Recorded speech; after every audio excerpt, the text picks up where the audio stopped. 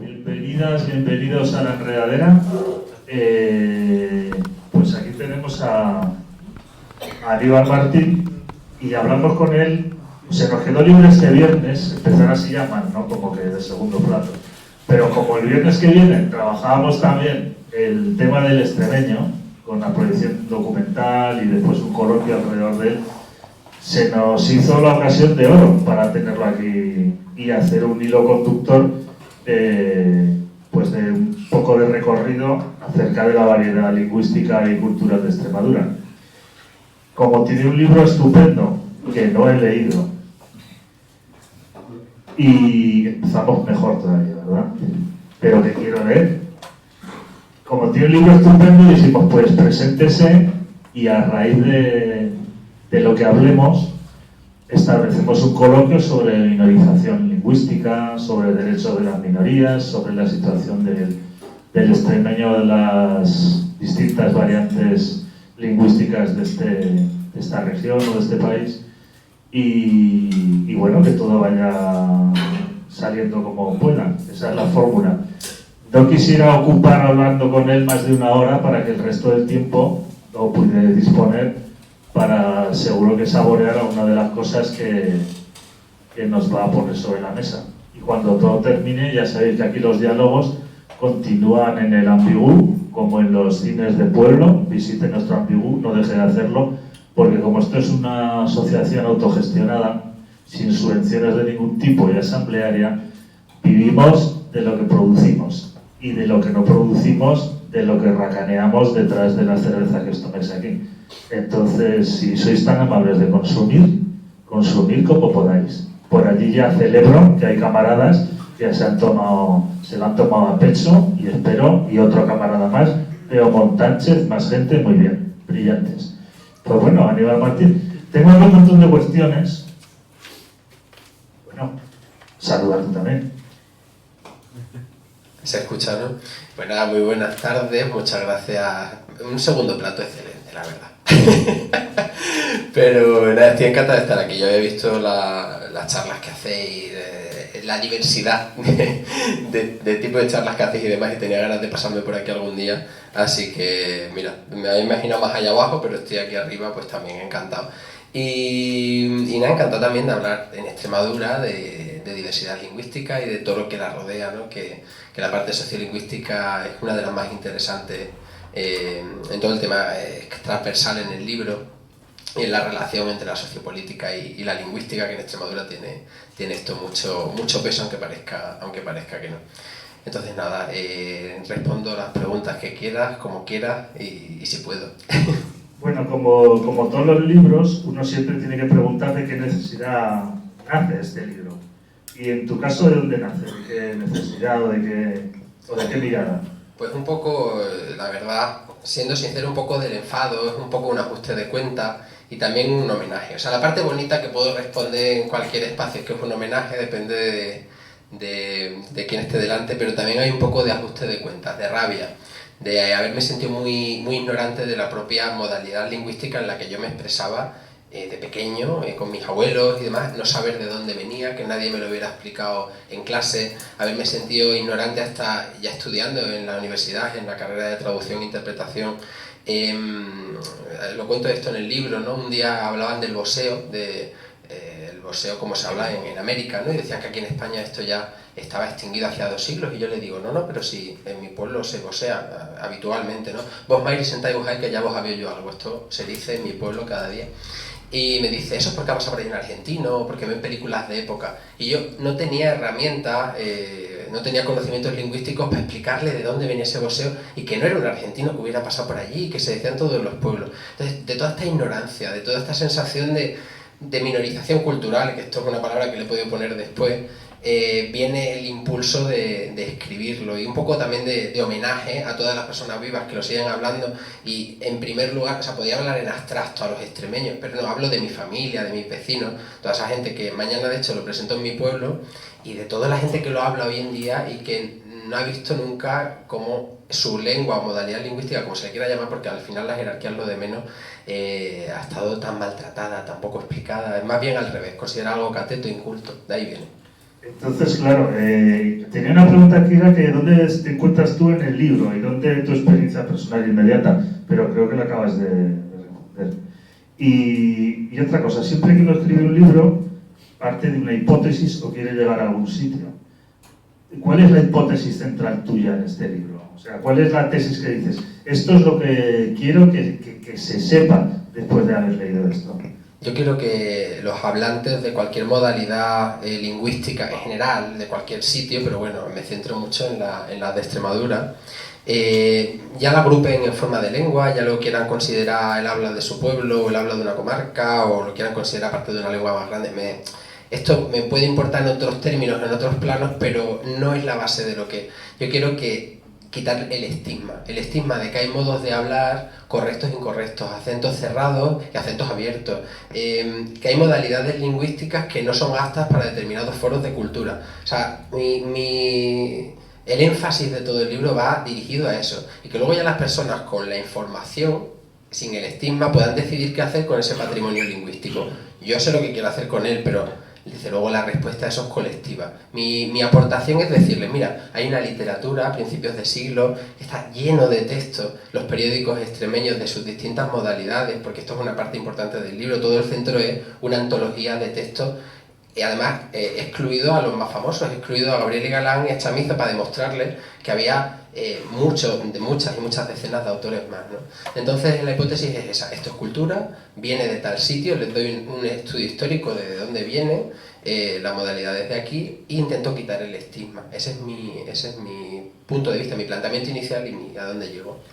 Acabas de decir que tú sí que tienes claro lo que quieres hacer con tu lengua, ¿y qué es lo que quieres hacer con ella? Yo quiero que la gente que la habla hoy en día, y ahora me voy a ceñir además a mi modalidad lingüística, ¿no?, de la surde, que la gente que la habla hoy en día, que yo pueda hablarla con ella, que la siga hablando y que la transmita a su... Y que las personas que la sabemos... Hay mucha gente que la sabe hablar de forma pasiva, normalmente la gente de mi generación.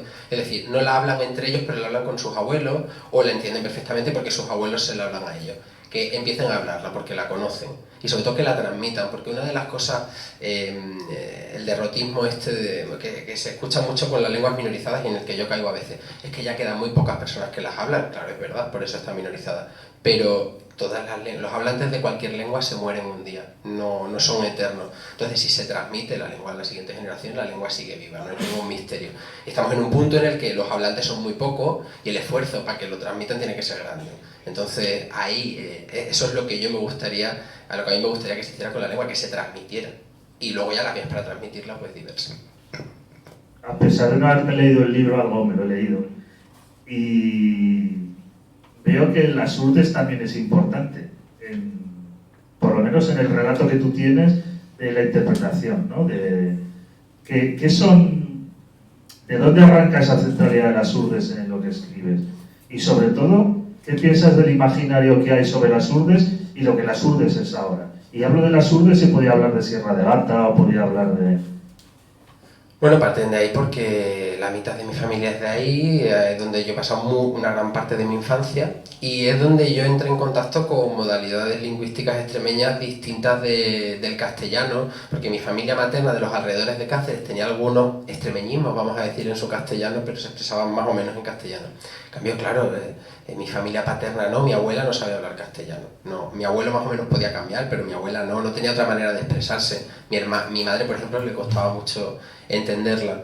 Entonces, parto de las urdes porque además yo hasta hace relativamente poco, vamos a poner 6 años, 5 o 6 años, yo no sabía que se extendía más allá de las fronteras de las urdes esta modalidad lingüística. Yo no sabía que en Garrovillas hablaban tan parecido, o en Serradilla, o en Torrejoncillo, o en el Valle del Alagón, o en el Guijitu. Yo no sabía que en estos pueblos se hablaba de forma tan parecida. ¿Por qué? Porque sí, a lo mejor en el instituto había algún chaval que era de estos pueblos, pero claro, ya hablaba como estoy hablando yo ahora. No hablábamos en la modalidad que hablábamos en el pueblo, con lo cual no lo escuchaba. A mí me sorprendió, o sea... Entonces yo, ha sido como, he partido del habla de mi pueblo y luego he ido generalizando, haciéndola más grande. Pero ya hasta los 26 años decía Jordán, ¿no? Yo jamás dije extremeño ni nada por el estilo. Ha sido después, cuando he escuchado que era tan parecido, y de hecho me ha dado un poco de vergüenza porque yo decía, bueno, es que en las urdes hablamos así. Luego ya cuando he escuchado gente de otros lugares tan lejanos a las urdes que hablaban tan parecidas, y me sorprendía mucho. Y te hablo con 27, 28 años, o sea, mayor. Entonces, cuando una lengua deja de ser... A ti me voy a apuntar cuando una lengua deja de ser importante. Pero igual más interesante saber cuando una lengua deja de estar oculta. O sea, ¿qué pasos son los necesarios? Cuando ese proceso tuyo de conciencia, por decirlo de alguna manera, seguro que tiene una traducción social también. Hay un punto en el que ya no hablas mal. Yo lo digo desde mi experiencia con el euskera, por ejemplo, generaciones anteriores a la mía lo tenían como hablar mal, incluso. Y de pronto hay un cambio que tiene que ver con la realidad sociopolítica, pero también con procesos personales de identidad y todo eso. ¿Cómo lo ves? ¿Cuándo una lengua deja de ser, o si quieres la reformulo, cuándo deja de ser importante o cuándo empieza a serlo para un hablante? Pues mira, yo me pasaba hasta los 28 años, 26, 28 años, conociendo esta lengua, hablándola allí con mi familia, haciendo comentarios, porque es verdad que yo siempre hacía algún comentario en clase con mis amigos, de cómo hablábamos, se lo contaba o la imitaba para expresárselo, pero no le daba, digamos, una importancia cultural como la que le di después. Me ayudó a darle esa importancia cultural vivir en Cataluña mucho, porque ver cómo otros lugares, y sobre todo no tanto por el catalán, que al estar tan generalizado los procesos son parecidos a los del castellano. Incluso dentro del catalán hay personas que consideran algunas modalidades de catalán mejores y peores, etc. Pero me pasó mucho con el aranés, porque me recordaba mucho el Valle de Arán. Además históricamente los comparaban mucho, ¿no? Al Valle de Arán y las Urdes, era como Andorra, el Valle de Arán y las Urdes, están muy comparados a principios del siglo XX en la prensa. Y eso, es una lengua que ocupa tan poco espacio. O sea, porque yo pensaba que el jurdano se ceñía a las urdes. Y ver la importancia que le daban, que fuera cooficial en todo el territorio de Cataluña, aunque no se hablara en toda Cataluña.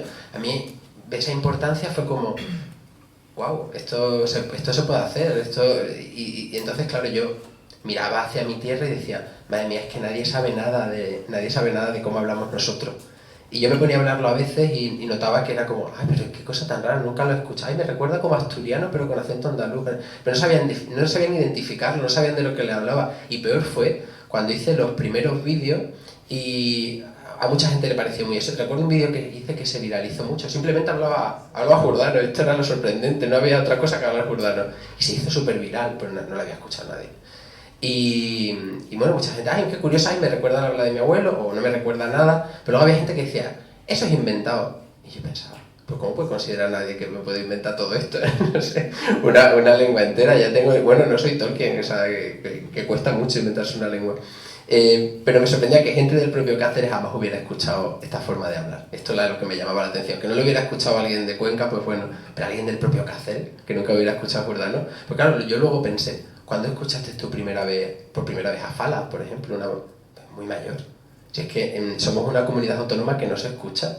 O sea, prácticamente, si es que enciendes la televisión y hasta hace pocos años no se escuchaba, no ya lengua diferenciada, sino el acento, la prosodia extremeña hablando castellano, no se escuchaba en la televisión, ni prácticamente nada léxico. Entonces,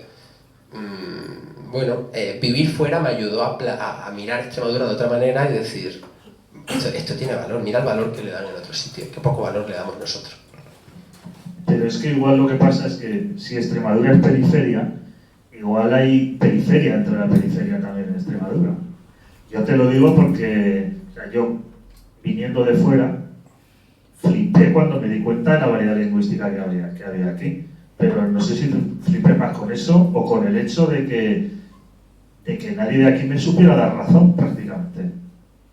Enseguida salía el discurso, o bien el discurso españolista en el peor sentido, si es que hay alguno bueno, no, esos son 4 que quieren hacer no sé qué, que es que sus hijos se fueron a vivir a Bilbao y ahora vienen aquí, no sé qué.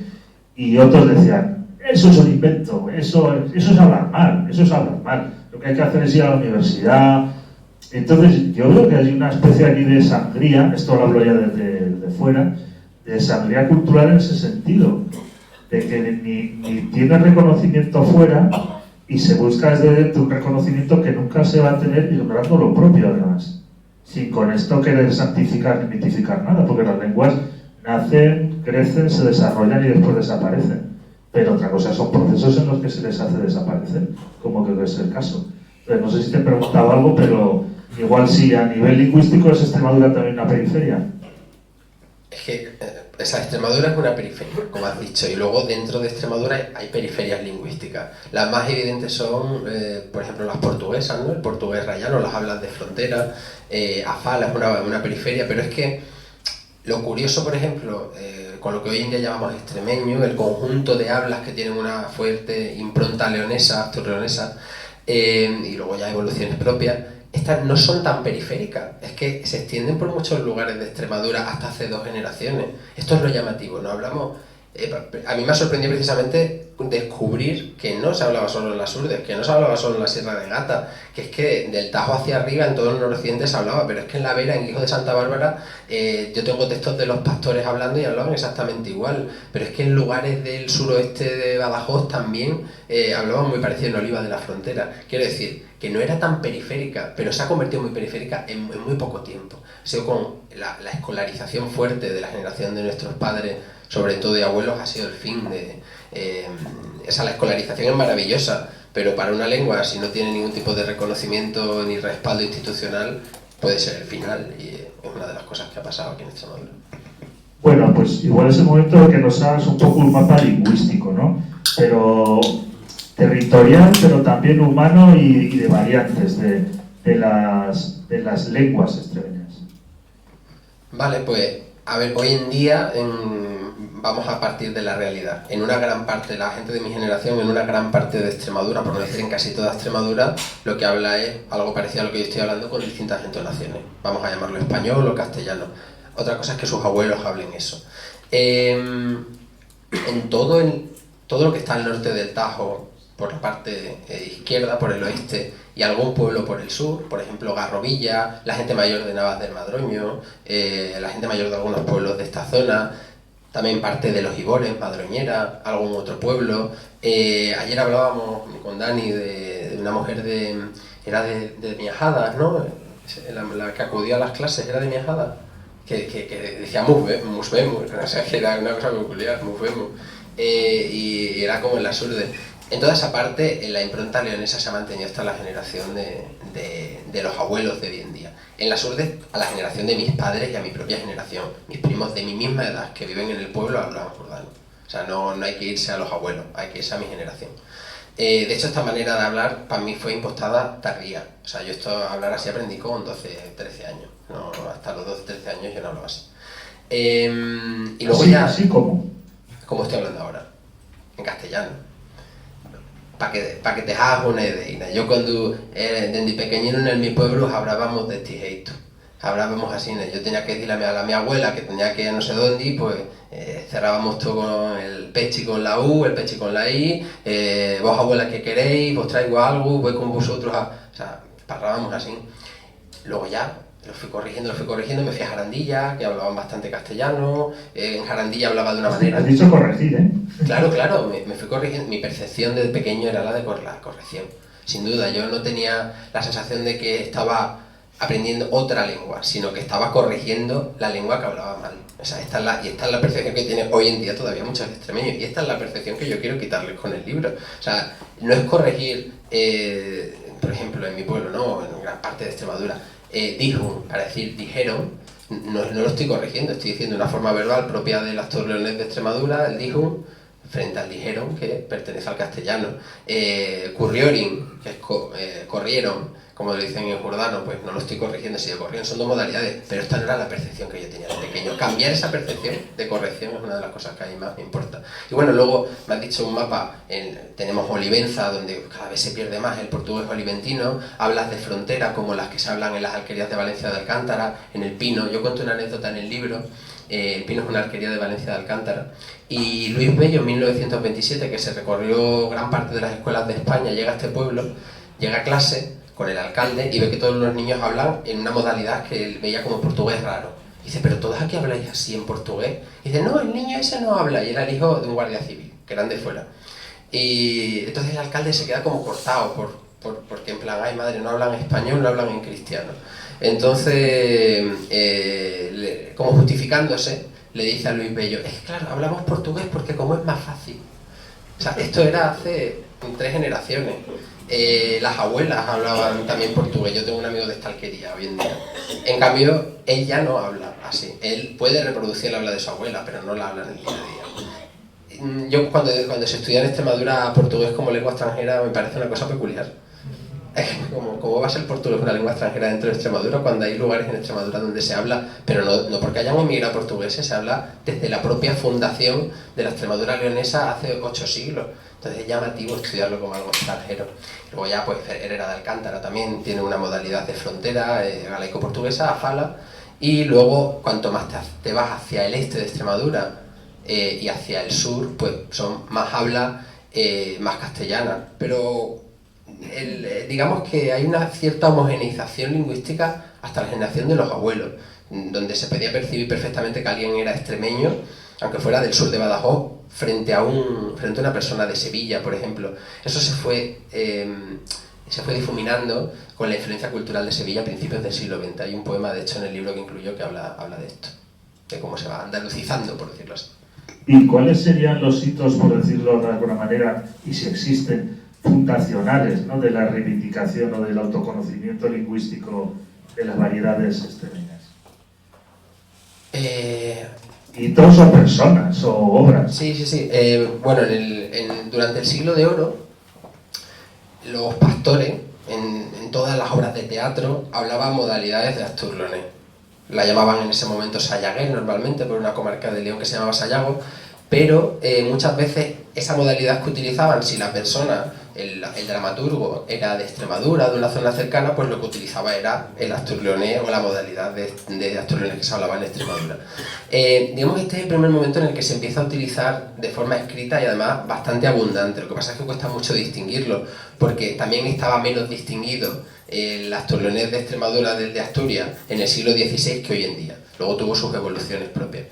Pero luego ya posteriormente, de forma muy pasiva, en algún texto, el subtítulo del libro, que se llama Aventuras de un extremeño por los caminos de la diversidad lingüística, hace un guiño a una novela de una mujer del siglo XVIII que vivía en Madrid, era murciana, Clara Jara de Soto, de las pocas novelistas que hay del siglo XVIII, y la novela se llama El instruido de la corte y aventuras del extremeño, y es un extremeño de Aljucén, es el alcalde de Aljucén que va a Madrid y le pone muchas palabras extremeñas en su boca. Pues ahí tenemos otro momento en el que lo utiliza, pero ahí de forma pasiva. Tenemos que irnos a los inicios de los movimientos más regionalistas, tenemos que irnos a Gabriel y Galán, Vicente Paredes, todas personas a principios justo en el cambio de siglo, del 19 al 20, que empiezan a escribir en estas modalidades. Hay como 2 oleadas. Una primera oleada viene de la mano de Gabriel y Galán, Vicente Paredes, Manuel Delgado, de la zona de Plasencia, Garguera. Ahí yo todavía no sé si el primer texto que tengo en extremeño, o sea, si los primeros textos que hay en extremeño son de Gabriel y Galán o de este que digo, Vicente Paredes, que fue arquitecto de Plasencia pero natural de Garguera, porque el texto más antiguo que yo tengo recogido, que es anónimo, pero por el estilo creo que es de él. O sea que bueno, en cualquier caso que están ahí en la línea. Y hay una primera oleada entre 1900 y 1920 de un montón de escritores que escriben en esta modalidad, y luego una oleada fuerte en los años 30.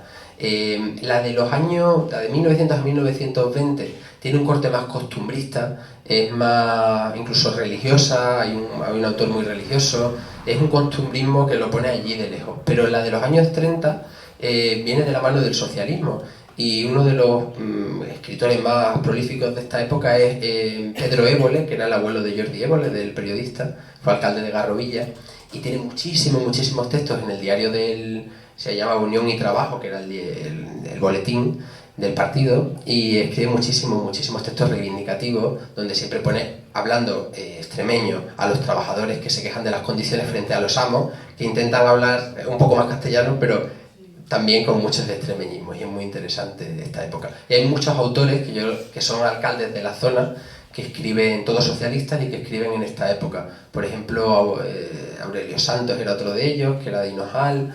En fin, hay un grupito de alcaldes que eso es como el segundo hito. Luego ya en la democracia, tenemos algunos autores, pues por ejemplo, con Olivera, con Enrique Lorios, la traducción del Principino, Javier Feijó, etcétera, una oleada pero ya más floja. La cantidad de textos que hay entre 1900 y 1930 y tanto es abrumadora. Yo he reunido, no sé, ya, antes llevaba la cuenta, pero ya no, irán más de 1000 textos en prensa, simplemente en prensa de Extremadura. Has hablado de, que parece que lo hubiéramos preparado, pero no se lo va a creer la gente. Has hablado del papel de alguna izquierda, del socialismo, pues nos vamos a poner con la siguiente pregunta. ¿Tú crees que es casi una afirmación, que las relaciones de producción en Extremadura, el sistema de relaciones productivas, el sistema de clases, la evolución histórica de la lucha de clases en Extremadura ha tenido que ver definitivamente con el papel de minorización de algunas lenguas?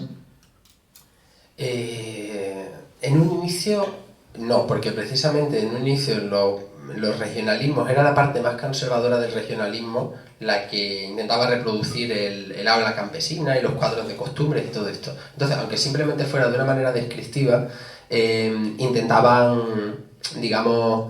utilizar estas modalidades. Gabriel y Galán, una persona bastante religiosa, Luis Chamizo también, un perfil conservador, pero es verdad que de repente las reivindicaciones sobre la tierra de los años 30 empiezan a poner en primera persona, ya no habla el campesino que está enfrente, ya hablo yo, que soy un trabajador, soy un obrero, y empieza a hablar. Y ahí se empieza a politizar. La lengua no se ha empezado a politizar antes de ayer, siempre ha sido algo político, pero concretamente en España y en lo que nos toca, se empieza a politizar en los años 30. Y ahí entonces el escritor ya se pone en primera persona hablando en extremeño, que esta es la novedad, porque como cuadro de costumbre es muy sencillo, pero en primera persona es lo difícil. Y desde luego ahí, digamos que es cuando empieza a haber una reivindicación de la lengua por esa parte, pero luego esto no pasa aquí es que el abandono luego ha sido total. O sea, no ha habido ningún movimiento político que se haya hecho eco después en la democracia del patrimonio lingüístico, o sea que es muy difícil. La minorización ha venido por parte de todos después, no tiene solamente un culpable. Ahora, nos quitamos de en medio la guerra civil y la dictadura, quienes estaban a la vanguardia en los años 30 de la escritura en primera persona en extremeño de forma reivindicativa y además, plantados en que era su lengua, eran los socialistas del momento. Hay, por ejemplo, un par de textos, otro de Aurelio Santos que dice: habla vieja de Extremadura o propia del pueblo extremeño, y escribe toda una obra de teatro así. Y él también, por ejemplo, un día en su pueblo le echan en cara que escriba en extremeño. Entonces, en un periódico local le dicen como es que no sabe escribir y tal, y tiene un poemita que me voy a decir el inicio porque es muy llamativo, ¿no? Él se defiende escribiendo en extremeño de esta manera, dice: no sé cómo es principial y me dispense el señor el estimo de cherreal que cojo para contestar. Yo no soy escribiol, yo señor no sé enrejal. Me enseñaron a jabral y es una maña señor que ainas puedes echar. Se jabra así en el mi lugar. Y aunque parezca peor, yo quiero dar ese sabor. Quiero la que es regional porque me apaño mejor. Me empachas el redentor de lo que no sé tretar. O sea, él reivindica el uso de la lengua en primera persona, no en tercera. O sea que si hubiéramos seguido por esa senda, otro gallo cantaría. Pero en el caso de Extremadura, el folclorismo fija a Gabriel y Galán, fija a Chamizo, y luego se queda la lengua musealizada, como algo que en 4 festivales al año se dicen 2 poemas, en 4 canciones folclóricas se bailan, pero ya está muerta, o sea, en gran parte de Extremadura. ¿Y cuál es el papel de la ruralidad? Claro, porque es que Extremadura tiene unas características muy especiales en ese sentido, que entiendo que tiene una relación directa con la situación de sus variedades lingüísticas del extremeño. Sí, la figura del amo o el cacique frente al campesino o el obrero determina enormemente el uso de la lengua. Ya en esta época se empieza a ver cómo el cacique intenta imitar, aunque no lo sepa muy bien, porque al final el cacique era del pueblo y el amo también. Intentaban imitar las formas más castellanas y esto algunos autores lo intentan mostrar, mientras que el pueblo hablaba entonces, cuando ya se invierten los papeles y ya dentro de la dictadura está claro dejan claro que el amo y el cacique es los que tienen la cultura de la mano y es lo que intentan aculturarse, por decirlo de alguna manera, culturizarse según su perspectiva. Dejan claro que los otros son unos catetos, el trabajador de la tierra es un cateto y lo que habla también. Es decir, no se entiende la minorización lingüística sin la minorización cultural y sin la perspectiva de clase, ¿no? O sea, tú eres pobre. Si quieres salir de la pobreza, que te va a costar mucho, tienes que abandonar tu lengua. Además es que esto lo tenemos por escrito. En las Urdes, como las Urdes fue como un centro de experimentación del colonialismo interior a principios del siglo XX, tenemos muchos ejemplos en los que les dicen a los urdanos: vosotros sois pobres, y sois pobres porque tenéis una cultura no avanzada, cavernícola. Entonces, para salir de esa pobreza tenéis que abandonar vuestros elementos culturales, y uno de ellos es evidentemente la lengua. La lengua como estigma también, claro. La lengua como símbolo de pobreza. Y entonces, ¿cuánto hay de relaciones de poder tras el uso de la palabra dialecto? Porque claro, mucha gente cuando intenta hacer una crítica, digamos, sensata, serena, no despectiva, te dice: no, es que eso es un dialecto. Y eso tiene una carga importante. O sea, no hablo ya de la carga que tiene cuando te sale un tuitero diciendo: no, es que el catalán es un dialecto. Y te queda blanco, ¿no? Pero claro, aquí se hace con una impunidad también que no es nada inocente. Mira, el problema con dialectos es que hay dos acepciones y se va mezclando una y la otra según interés. Dialecto es, en términos lingüísticos, una modalidad lingüística de una lengua, o sea, de forma que cualquier lengua es un dialecto de otra porque ninguna nació del cielo. Lo cual, el castellano es un dialecto del latín y el extremeño es un dialecto del asturleonés. Luego ya lo puedes considerar lengua aparte en función de las características que cojas o no. Afala es un dialecto galaico-portugués, lo puedes considerar lengua aparte o no en función de... Todo esto ya es un debate. Y esa definición de dialecto, pues, es lingüística. Yo en esa no lo utilizo porque tiene un elemento jerárquico. El elemento jerárquico le viene de su segunda acepción. La segunda acepción es... un dialecto es una modalidad lingüística que no alcanza la categoría social de lengua. Ya, ¿y esto quién lo decide?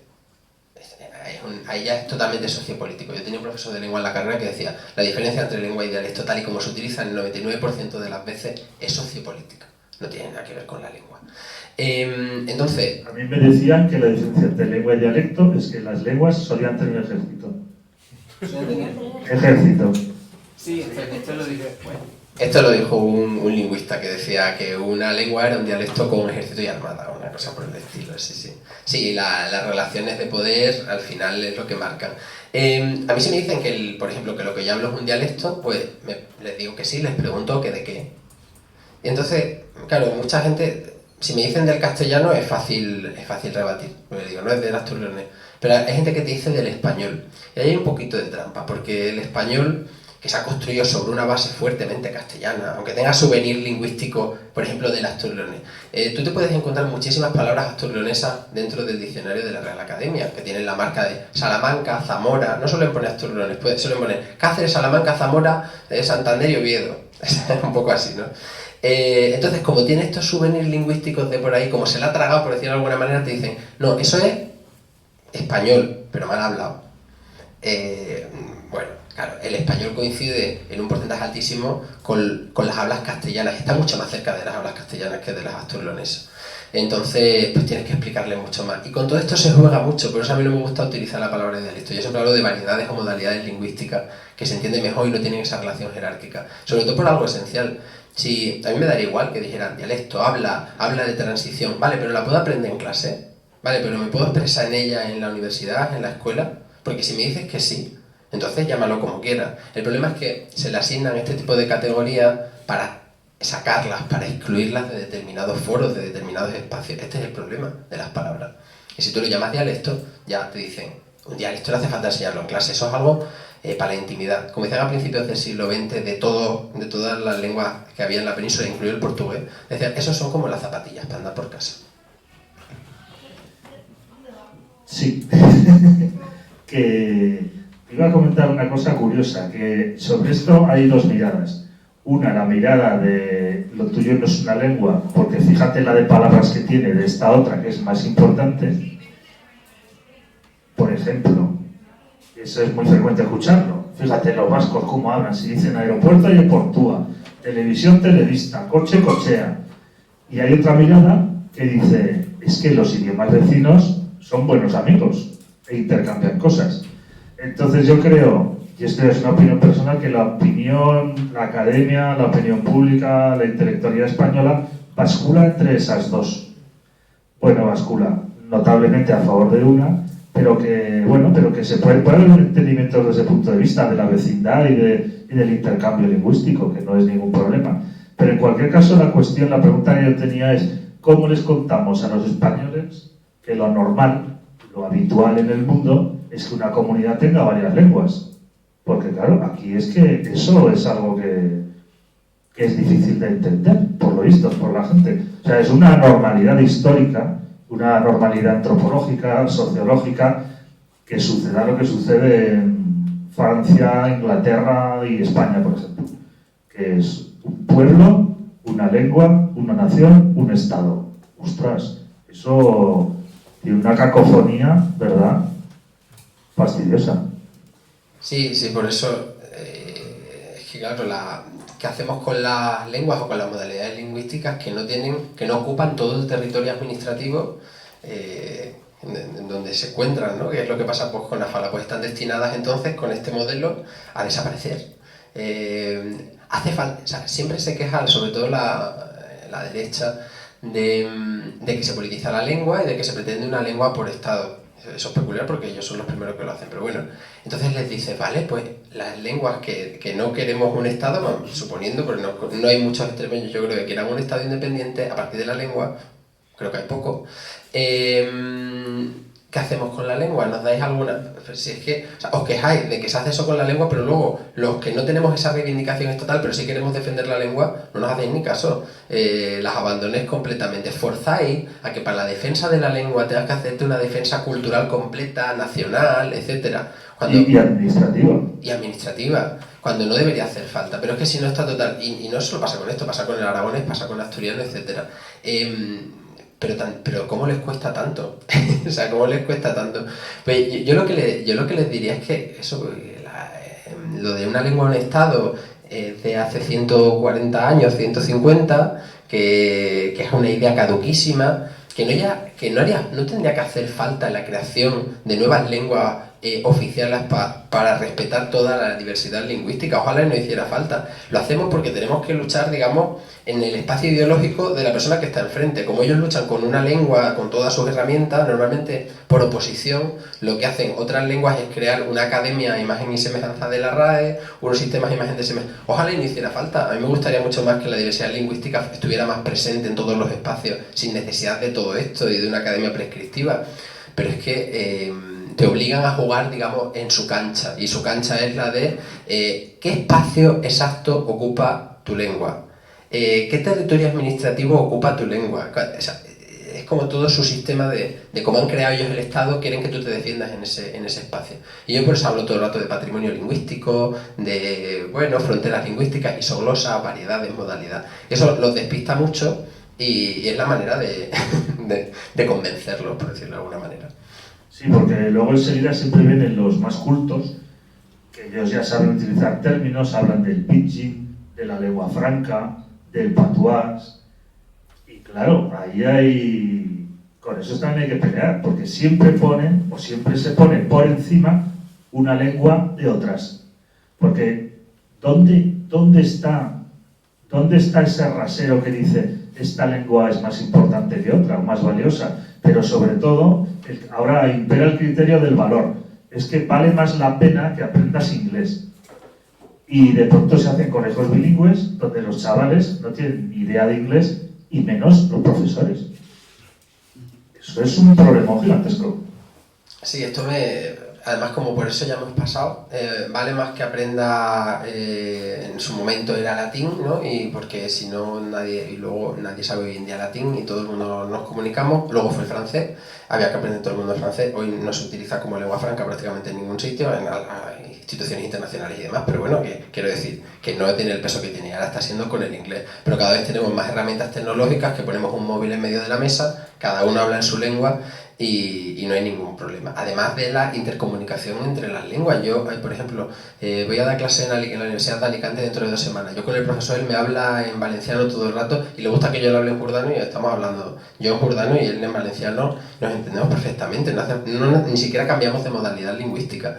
Pero es que yo creo que va más atrás y hay una falta de comprensión real de lo que es la diversidad lingüística en España y en este caso en Extremadura. Tienen que entender que yo el otro día estaba hablando con una chica que tenía era más joven que yo, 29 años, era profesora en un pueblo que fui a dar una charla y ella hablaba castellano muy a la castellana y le digo, ¿pero eres de Extremadura? Y dice, sí, lo que pasa es que mi lengua materna es afala, entonces luego muchos de nosotros cuando aprendemos a hablar castellano no lo aprendemos como extremeño, lo aprendemos ya el castellano de Castilla.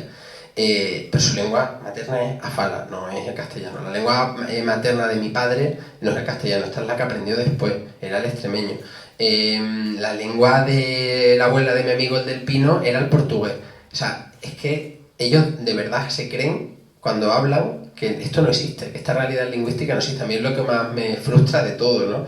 Y sobre todo hay también como un comentario muy recurrente que como que es natural que la lengua desaparezca. Vale, es natural entre comillas, porque si hay una minorización lingüística, si hay glotofobia, si hay glotofagia, que se llama así, a devorar una lengua a otra por motivos de minorización cultural, entonces no es natural, entonces es un proceso forzado, es un proceso de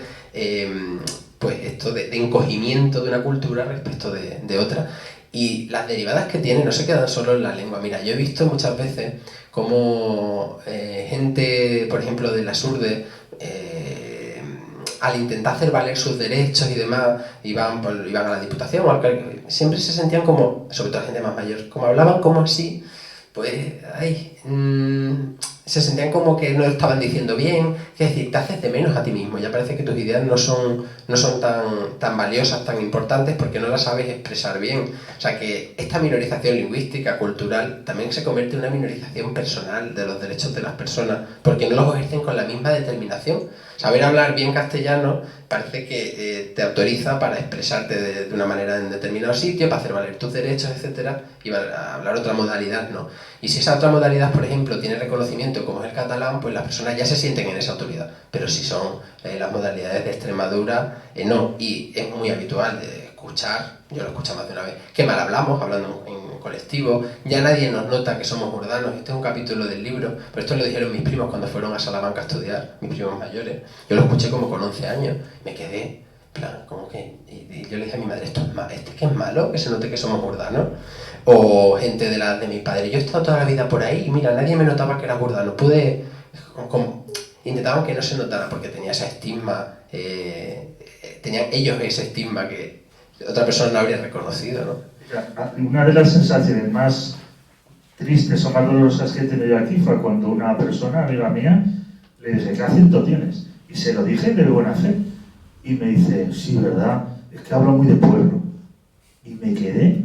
Dije, ya, yo que valoro mi acento de donde sea. Yo ya no sé si soy extremaño o euskomaño o no lo sé. Pero vamos, es que me llamó progresivamente la atención. O sea, entonces, yo creo que esa permanente señalización, ese permanente desprecio a las lenguas periféricas, ha calado hasta un extremo que habla mucho del poder iba a decir del centralismo, pero va más allá de eso, ¿no? Yo creo que España se radiografía sola con estas cosas. Y del mismo modo que se habla siempre del problema catalán, el problema vasco, el problema gallego, todos esos problemas, a ver si va a haber un problema español. Sí, o sea, y sin compararnos con otros países, que da igual, hay un problema grande del país que algunos quieren que sean o que se quiere que sea, y el país que es, el país real, el país en todos los sentidos, en todos los planos, en toda su diversidad, es el que es, no es otro. Y el problema, pero lo han jugado muy bien la baza, ¿eh? Claro, con gente con lenguas, digamos, más exóticas, por ejemplo, como el catalán o el portugués o el euskera ya, que es la más exótica de todas, es más fácil construir una lengua de oposición, pero... Creo que me habían dicho todo menos exótico, ¿eh? Sí, pues, Yo hablo mucho del exotismo lingüístico porque cuanto más cerca está una lengua de otra, una modalidad de otra, más fácil es cargársela.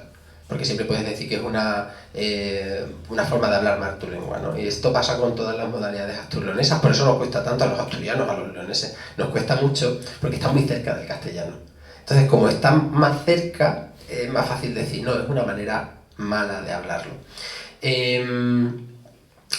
Yo creo que hay un problema generalizado con la diversidad cultural en todos los sentidos y con la diversidad lingüística en el particular. Yo noto cierta agresividad a veces que sale de dentro cuando intenta reivindicar un poquito esto y viene como del imaginario colectivo. Además han hecho una cosa, igual que se hace con los derechos laborales, ¿no? Que se aísla al trabajador para que no se relacione con otros compañeros y no hablen del sueldo, y no, que esto se hace mucho y no reivindiquen sus derechos. Se ha hecho mucho con las lenguas. Y al final todo el mundo de un pueblo cree que su manera de hablar es exclusiva de su pueblo, que no tiene nada que ver con la del pueblo de al lado, y si hay tres palabras que los diferencian, pues a esas tres palabras se agarran para decir, mira cómo hablan los garrabillanes y mira cómo hablo yo. Son muy distintos porque ellos dicen ta ta ta y yo digo esto otro. Entonces esto es una característica muy habitual. Yo al principio cuando empezaba a dar charlas en la SURDE, la pregunta siempre era la misma. ¿Aquí decimos esto? Esto no lo hemos inventado aquí en el pueblo, ¿no? Digo, no, esa palabra se dice por todas las SURDES, también se dice en Serradilla, en Garrovilla. Ah, sí, es una palabra. Digo, pero no solo eso, digo, también se dice en Asturias. Pero el aislamiento de cada pueblo como una isla dialectal para que se sientan aislados, para que no reivindiquen una lengua de forma conjunta. Esto ha matado todas estas modalidades lingüísticas. ¿Sabes cómo le llaman al catalán que se habla en el este de Aragón? Chapurreado. Y lo gordo es que la gente de ahí, mucha gente dice, yo no hablo catalán, yo hablo chapurreat. Y te quedas lívido. Dice, claro, y este amigo mío que es argentino habla, no sé, rioplatense. Esto también era una palabra que se utilizaba para falar. Pero chapurreado además tiene una carga denotativa chunga, ¿eh? Claro, es un término peyorativo como bable, como fala también, si es que al final... O fabla en Aragón, no, la fabla, ¿no? Es aragonés. Claro, son maneras de... Mira, la forma más habitual que tienen de despacharlo en Extremadura son un conjunto de hablas de transición. Como si hubiera alguna lengua en este mundo que no fuera un conjunto de hablas de transición. Pero te cogen dos modalidades a las que le asignan prestigio, porque tienen un país, el español y el portugués, el castellano y el portugués, y te dicen, lo que hay en medio son hablas, un conjunto de hablas de transición, claro, y lo que hay entre Soria y Acapulco, ¿qué son? Todos son hablas de transición en una lengua. Pero son distintas formas de despacharlo, porque es que no se quiere estudiar, pero como el que disecciona un animal en un laboratorio. Se pone una vitrina, pero no se quiere que se haga cultura con las lenguas. O sea, ellos ven muy bien escribir un artículo científico sobre la lengua, pero ven muy incómodo que escribas un libro en esa lengua. Esta es la Esos son los que luego dicen, tenéis razón, pero es que os pasáis. Es verdad, tienes razón, pero ¿por qué vas a señalizar las calles con el nombre de Dios, no? Pues si ya lo hablamos, si es tan natural, yo esto lo he vivido, ¿sabes? Entonces, es que os pasáis. Es que ya estáis y empieza ya el aspecto político. Ya estamos como los vascos o los catalanes. Cuando no, estamos como los extremeños.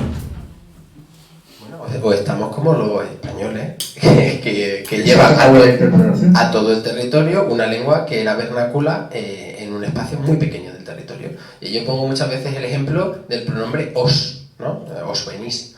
Este pronombre era minoritarísimo. Esto se decía en una parte de Soria y en una parte del norte de Guadalajara y en 4 sitios. Tú ves el mapa, pero te hablo de hace 100 años. O sea, en ningún lugar. Eran sos, tos en Aragón, vos en una parte de Extremadura, sur, bu, todo esto, ¿no? En cambio hoy en día todo el mundo diría que os es por todas. Bueno, esto ha sido en el mapa lingüístico que es de los años 90, todas las personas vernáculas, el os creo que era un 5%. O sea, no se decía en España, y en cambio dirías que es español. Pues estamos como los españoles, llevando una lengua, y es más, estamos menos que los españoles quieren llevar la lengua fuera de los espacios donde se desarrolla esa lengua. Yo solamente quiero que se hable donde se habla. Pues ya cuando les cuentas a la gente que, por ejemplo, el típico acento francés es la variante del francés parisino impuesta esta de sí, a sangre y fuego, ya flipan, las cabezas les crujen. Porque claro, es que detrás de una lengua hay un proceso histórico también y relaciones de poder. Pero, en cualquier caso, volviendo al criterio de utilidad, mucha gente luego te dice, pero es que eso es inútil, ¿para qué te vale eso? Y claro, hay lenguas más útiles que otras. ¿Dónde está el criterio de utilidad? Es que yo valorar cualquier elemento humano que pertenezca a la cultura humana en términos de utilidad, exclusivamente me niego. O sea, quiero decir, no jamás entrar en ese análisis. Hacemos miles de cosas que son inútiles en términos racionales.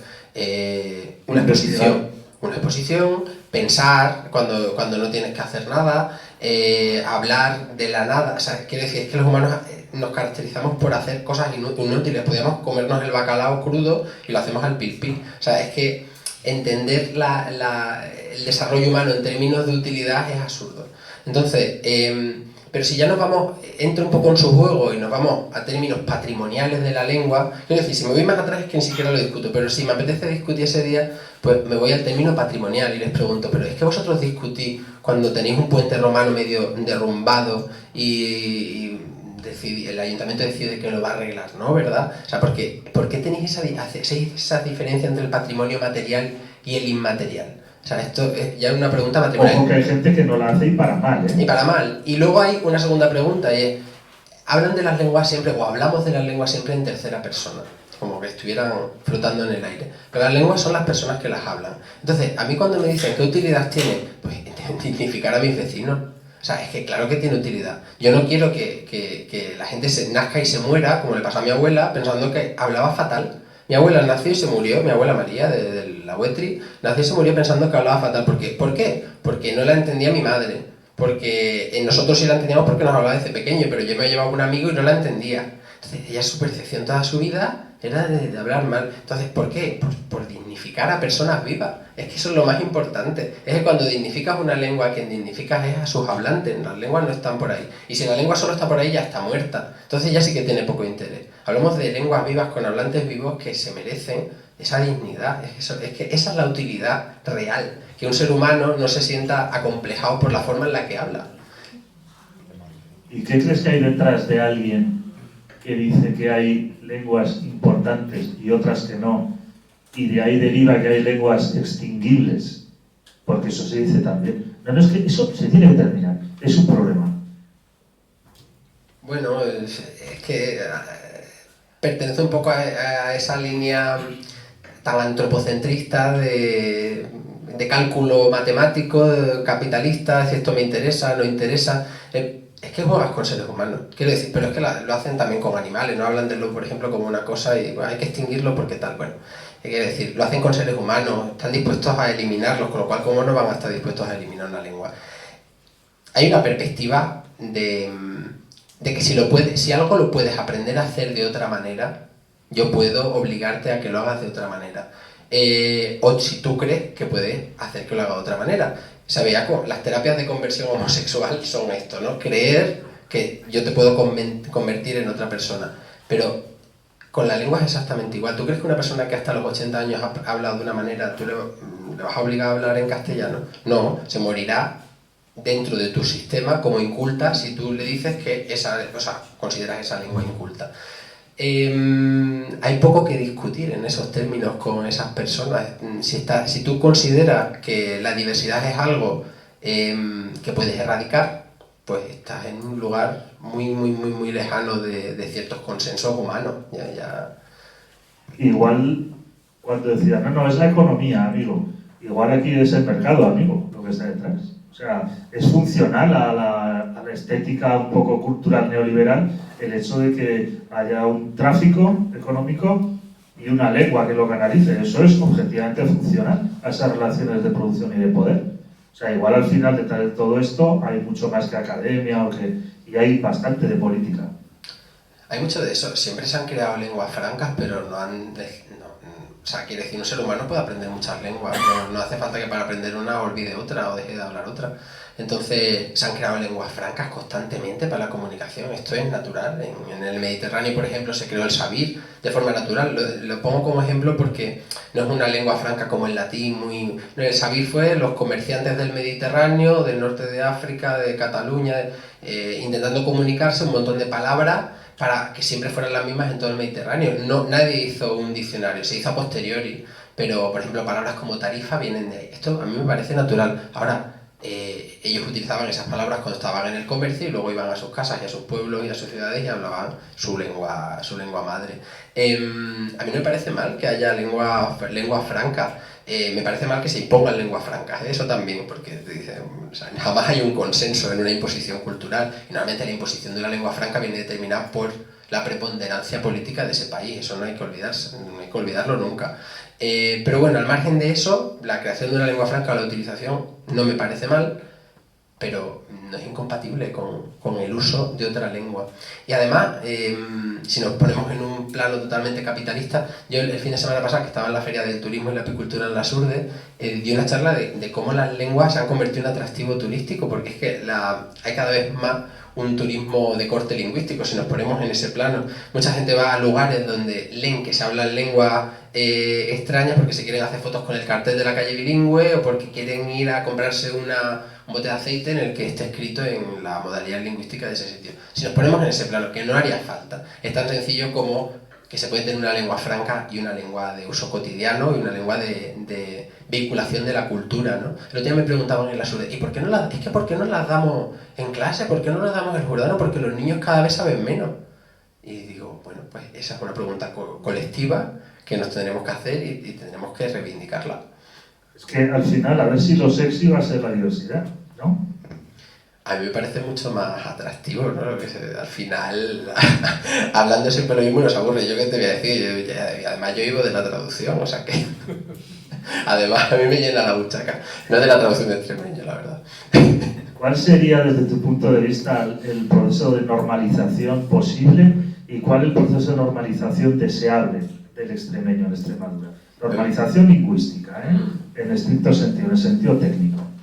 Sí, estamos en un paso muy inicial de esto, que es el de quitar el estigma. O sea, no, si tú quieres que una sociedad reivindique los usos de una lengua en determinados espacios, lo primero que hace falta es que se quite el estigma de hablar la lengua, y es que estamos en ese primer paso inicial. Evidentemente hay lugares donde eso ya se lo han pasado, pues porque se ha mantenido mal la modalidad y hacen otras reivindicaciones. Pero si queremos ir todos a una, la verdad es que mayoritariamente estamos en ese espacio. Yo todavía en las charlas que doy por mi zona, muchas personas las ves como despertar del sueño. Entonces el primer paso es quitar el estigma. Yo creo que si seguimos por este camino no tardaremos mucho en quitarlo. Y luego ya para mí sería muy importante que se dieran los colegios. No me resulta tan importante que se den en los lugares donde no se habla, para mí sería deseable, pero por lo menos en los lugares donde eso está vivo y donde sus vecinos quieren que se den, a mí me resultaría fundamental como paso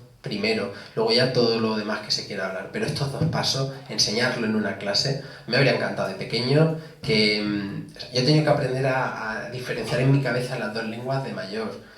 Por decirlo así, ¿no? Porque yo las tenía muy mezcladas a veces y hablaba muchas veces en castellano con muchas cosas que ni siquiera sabía que eran del extremeño.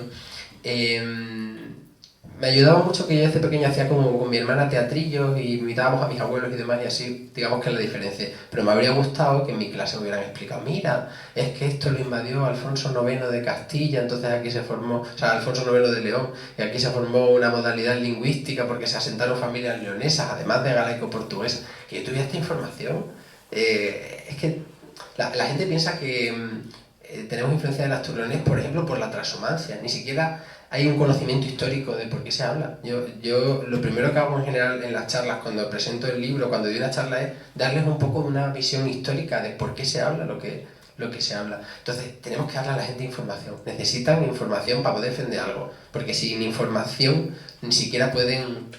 Y digo defender, porque es que me ha tocado muchas veces defenderme, me ha tocado explicarme de una manera que se parecía a una defensa de mi patrimonio lingüístico, para que no me dijeran simplemente eso de hablar mal castellano. ¿Y cuál tendría que ser entonces el papel de la administración, de la escuela y de los medios de comunicación en esta estrategia de normalización que podría tirar luego para donde fuera desde el punto de vista administrativo? La visibilidad en los medios de comunicación es fundamental. Porque a ti te criticaron la defensa que hiciste, bueno, cuando habló el Pérez Reverte, que dijo, es que la universidad no está para esas cosas ahora, tiene problemas más importantes. Claro, yo si la universidad no está para esas cosas, no No sé digo si... a Pérez Reverte como referente de nada, ¿eh? Porque Sí, antes te he comentado que le tengo un respeto intelectual de 0 a 1, 0. Pero claro, si la universidad no está para abordar el patrimonio lingüístico que te rodea, lo raro es una universidad que viva de espaldas a su patrimonio lingüístico, que solo la valore en términos, bueno, de disección de insectos, ¿no? Yo creo que es esencial, por un lado, en la educación y por otro lado en los medios de comunicación. Con esas dos herramientas luego ya la gente decidirá. Si es que además yo no quiero decidir por nadie, yo lo que quiero es que la gente tenga información y lo vea. Y la radio, la televisión son fundamentales. Reivindicar que aparezca más en radio, en televisión es fundamental. Y luego ya hay también, digamos, costumbres personales que tenemos que ir cambiando, yo el primero, y es cada vez intento más muchas charlas darlas directamente en jordano. Yo el otro día, por ejemplo, sobre todo cuando estoy en una zona donde sé que me van a entender todo, pues yo en las Urdes el otro día hablé todo el rato en jordano y ya está. O sea, no pasé por el castellano. Y la gente encantada, y de repente un señor por allí que se me acerca, tío Jaime, me dijeron que era de la Aceitunilla, de un pueblo, y venía el hombre con la lagrimilla en el ojo. ¡Ay, corto se me ha hecho, hijo, corto se me ha hecho tú! A mí me peta el bondo. Y es como, pues, me da la vida, o sea, es como... Entonces también tenemos los propios que la divulgamos, pues que ir haciendo esa transición de decir, no hace falta que la explique en castellano, pues vamos a pasar ya de ese... Si se va a entender, pues la explicamos en extremeño y para adelante. Yo recuerdo haber perdido la vida una vez que hablé con un casero que hablaba un dialecto de euskera súper complejo y me hice entender. Y dije, hostia, esto sí que... Aquí sí que somos Danovac, todos una, ¿no? Y eso sí que se te clava. En cualquier caso, podríamos imaginar, o te cabe en la imaginación, una Extremadura orgullosa de ser fronteriza, mestiza. Yo creo que eso sería muy interesante frente a esta otra Extremadura que la diseñan un poco como un reservorio de esencias patrias, de la ruralidad, la caza, los toros. No sé, a mí eso me llama mucho la atención. A mí cuando llegué aquí, por ejemplo, me llama mucho la atención la propia estética de la resistencia era distinta aquí. Claro, nosotros, nuestra práctica militante, también tienes un aspecto, y aquí yo iba con Chávez y digo, hostia, este será un terrateniente, ¿no? Con el pilillo ahí y eso, te llama la atención. Entonces, bueno, todo eso creo que suma, ¿no? En estas cosas. Hay algo en lo que insisto mucho, y esto no está relacionado directamente con la lengua, pero hay una especie en el imaginario colectivo, en la cosmogonía que tenemos de Extremadura, una tierra resignada y demás, ¿no? Como que, bueno, somos personas que nos resignamos al porvenir y ya está. Yo insisto mucho en todo lo que no es eso. O sea, es que gente tan reivindicativa. Yo, por ejemplo, en mi familia, y muchas veces al margen de las ideologías, mi familia, 2 meses después del 25 de marzo, ellos en las Urdes Altas ocuparon las tierras, fue en mayo, a finales de mayo, principios de junio, y esas tierras siguen estando en propiedad de mi familia hoy en día, porque a ellos no se las devolvieron a las terratenientes, que llegaron como un acuerdo comercial después de que murió un guardia civil y el hijo de uno de los marqueses. Y luego después, yo qué sé, o un tiempo antes, todos los alcaldes de las Urdes firmaron un manifiesto exigiéndole al Bloque Popular, al Frente Popular, etc. O sea, gente muy reivindicativa. Entonces, se ha creado una falsa... Esto ha contribuido mucho la democracia en Extremadura, cómo ha transcurrido, por qué cauces políticos ha transcurrido. Se ha creado una especie de falsa idea de lo que es Extremadura, como intentando apaciguarla, y ha calado en mucha gente. Y sobre todo se habla de unas raíces que son inexistentes. Por ejemplo, el otro día tengo un primo muy, muy joven que le gusta mucho la caza, y el otro día me decía, es que son nuestras raíces, no sé qué, y le digo, ¿qué raíces? Alejandro, de las Urdes. Y le digo, tu padre cazaba, me digo, pero abuelo cazaba. Digo, o alguien de la generación en mi pueblo, nadie de la época de mis abuelos cazaba porque no tenían dinero para tener un arma. Ellos sí ponían el lazo cuando necesitaban comer y tenían que matar, o un jabalí que les entraba a matar o sea, comerse el maíz, pues ponían un lazo en la entrada de la finca para que no entrara el jabalí. Si necesitaban comer, mataban un conejo, es decir, sí que mataban animales, pero normalmente eran peces en el río con una marra o enverbascando el agua, envenenándola, pero todo era relacionado con la supervivencia, nunca como un deporte ni como... Eso era un deporte de los señoritos, de la gente rica, y era lo que le quería transmitir. No, aquí a las Urdes venían a cazar 4 marqueses 3 veces al año, pero no hay unas raíces de la caza, esto es una cosa inventada. Digo, pero al final ha ido calando la idea esta de que toda Extremadura es ese señoreo, que era una minoría, y que sigue siendo una minoría en términos económicos, pero en términos estéticos y de gustos y demás, pues parece que se ha extendido más. No, esto no es nada relacionado con la lengua, pero es que es muy importante porque afecta mucho a la percepción que tenemos a la españolidad, por decirlo de alguna manera, ¿no? Y para concluir, ¿cómo desde tu acento le dirías al mío que existe esperanza para un mundo plural, para un mundo complejo, que ve desaparecer no solo su patrimonio, sino con cada lengua un modo de ver el mundo? ¿Qué esperanza hay?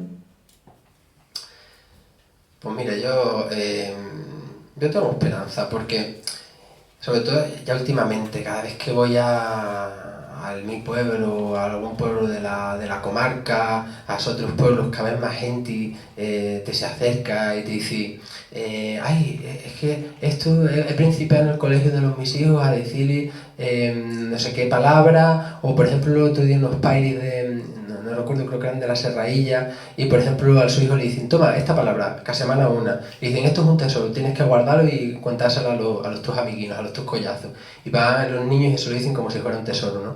Creo que estamos en un instante bueno, atento a las lenguas, pero no puede ser solo una moda, ¿no? Tiene que ser una cosa estructural, que diríamos.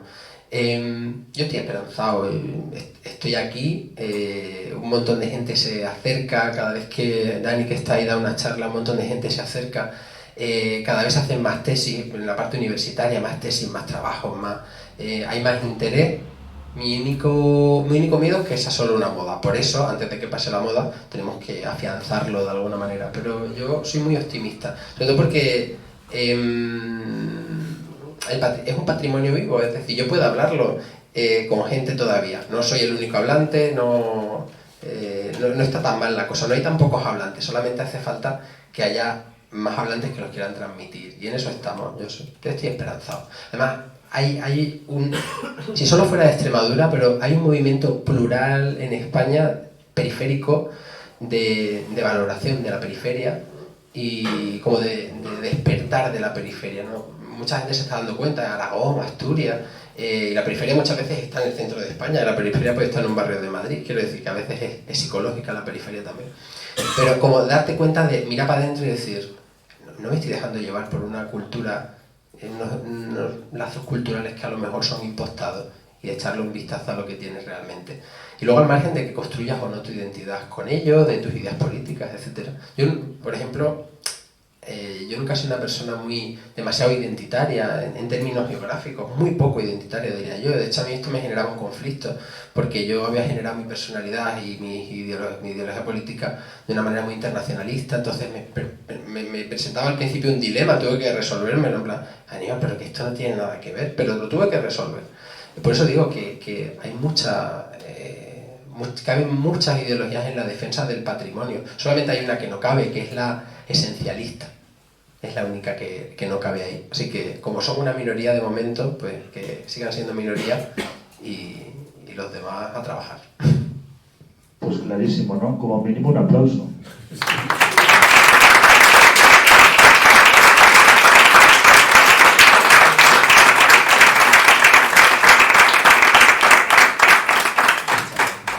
Preguntas, sugerencias, es vuestro. Preguntas, ahí me busco. Bueno, yo tengo una.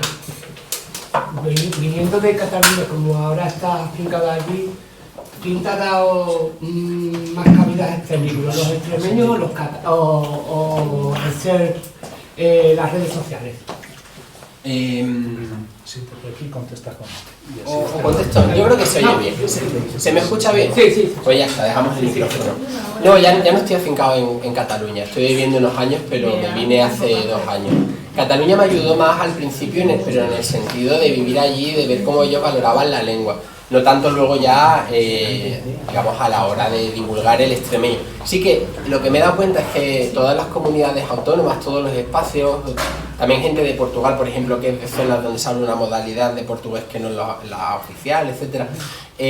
Cualquier persona que tiene la diversidad lingüística en su casa se interesa más y tiene una mayor sensibilidad por otras modalidades, por otras lenguas de lo que la puede tener una persona monolingüe o de una zona que se parece mucho su habla a la lengua nacional.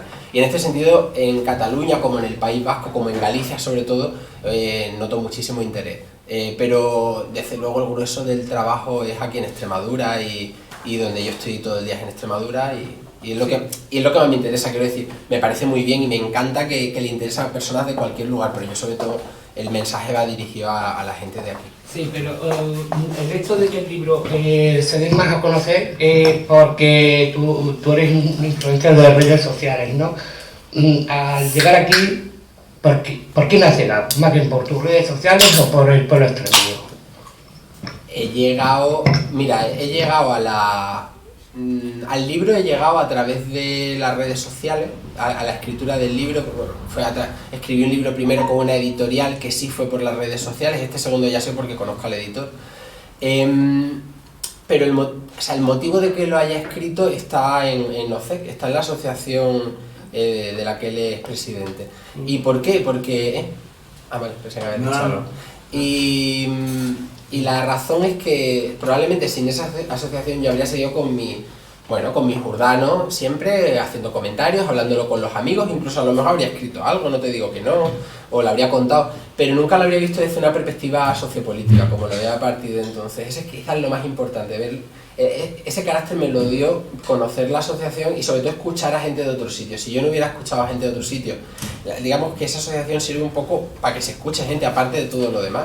Y a mí eso me sirvió como para despertar, por decirlo de alguna manera. O sea, que digamos que la parte editorial me viene de las redes sociales, pero desde luego la parte sociopolítica me viene en persona de los extremeños, claro. Bueno, y ya para finalizar mi intervención, se está abriendo más en Europa el tema de las balas o el castuvo que en Extremadura. Porque estamos viendo asociaciones que, por ejemplo, se están identificando más fuera el castuvo que en la propia Extremadura. Bueno, lo de que nadie es profeta en su tierra, pues esto pasa muchas veces. La universidad, en parte, depende, porque la Universidad de Extremadura es muy amplia, pero sí que es verdad que a lo mejor en la parte más lingüística hay una parte que sí, una parte que no, y notan más interés precisamente fuera de la tierra a veces, pero porque no tienen que enfrentarse a los pormenores políticos que implica eso, porque al final la universidad es un espacio muy político y a lo mejor postularte dentro de Extremadura a favor de X implica también como un posicionamiento político que algunos lingüistas y con razón quieren evitar porque muchas veces es muy incómodo, yo no se lo echo en cara. Y en cambio en otras universidades que ni pinchan ni cortan, pues les resulta, no tienen este dilema. Entonces sí se da la circunstancia de que yo, por ejemplo, yo que sé, dentro de 2 semanas voy a dar clase de gramática histórica en la Universidad de Alicante. Hemos dado una clase en dialectología en Salamanca, en Granada, y en cambio en la Universidad de Extremadura todavía no he ido nunca a hablar. O sea, esto ocurre. Sí. Estás en todos los pueblos, estás en todos los sitios, en todas las casas de cultura, pero no estás en el espacio digamos, que tendría que ser de cultura más especial o más importante, si queremos considerarlo así, que es la universidad pública, y ahí no estamos. Pero bueno, yo también creo que es una cuestión temporal. Hay lingüistas muy buenos en nuestra universidad y yo creo que antes o después abrirán ese espacio también a la reivindicación sociopolítica, porque quiero decir, los artículos ya los han escrito, están escritos. Hay una bibliografía de más de 500 artículos y libros sobre toda la moda de Extremadura. Hace falta que se abran a la reivindicación sociopolítica y eso es lo que va a costar un poco más, pero estoy seguro de que llegará también. Muchas gracias por la intervención. ¿Existe literatura o poesía escrita en extremeño como la tienen en Canarias o en Andalucía ¿De hoy en día o del pasado? Hoy, actualmente me refiero. Sí. Hay, por ejemplo, no sé si habéis leído Panzaburro, que está escrito literalmente en guanche, en canario, no en canario actual, en lenguaje coloquial actual. O Solo quería bailar por Greta, que está escrito en andaluz coloquial, como se habla. ¿Hay alguna literatura o poesía escrito en el lenguaje coloquial extremeño que tú conoces o que tú hablas o que...? Hay bastante... bueno, quiero decir, había bastante y hoy hay algo. ¿Y radio? Sí, Javier Feijó, por ejemplo, es un escritor que ha escrito muchísimos poemas en extremeño, muchos. Hay un par de novelas, también teníamos a Cruz Marcos, que murió hace poco, un escritor que tenía un libro, Sentiris de la mi tierra, Las Huélligas, un libro que se llamaba Las Huélligas, de poesía. Yo he escrito también alguna. Hay algunos autores, pero no podemos decir que hay, por ejemplo, como los que había entre 1900 y 1930, que es que eran abundantísimos. A lo mejor había 120, creo que unos 120 autores que yo haya recopilado. O sea, hoy en día, pues, no sé, el total cuál será. Es que están muy desperdigados, porque muchos escriben y al final publican dentro de su pueblo, en una revista de su pueblo, y es difícil llegar a ellos. Por eso te he dicho los nombres que son un poquito así, pues José María Alcón Olivera, Javier Feijó, Cruz Díaz Marcos, pueden ser Elisa Uceda, también era una escritora que escribía mucho en extremeño. Son así los nombres que a mí más me suenan.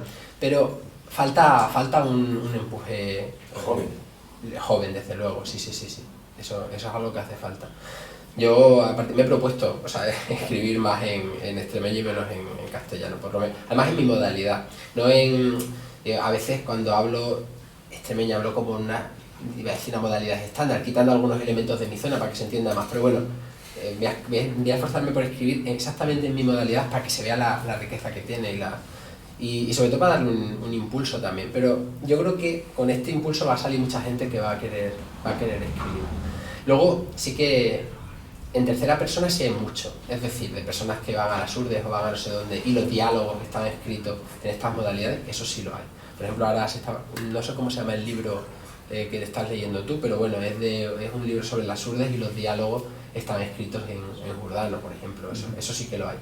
Íntegramente cuesta más encontrarlo hoy en día. ¿Alguna traducción? ¿Y radio? Sí, radio hay un programa que se llama La Corrobra, que lo lleva Juan Pedro, que antes estaba en las tardes de Canal Extremadura, y lo hace íntegramente en extremeño, por ejemplo. Esto sí lo hay. Yo colaboro mucho en la radio también, hablando en extremeño. Sigue en Canal Extremadura Radio, ¿no? Sí, Bueno, es un programa. Estaba... No, que estaba en las tardes de la televisión de Canal Extremadura, claro. Sí.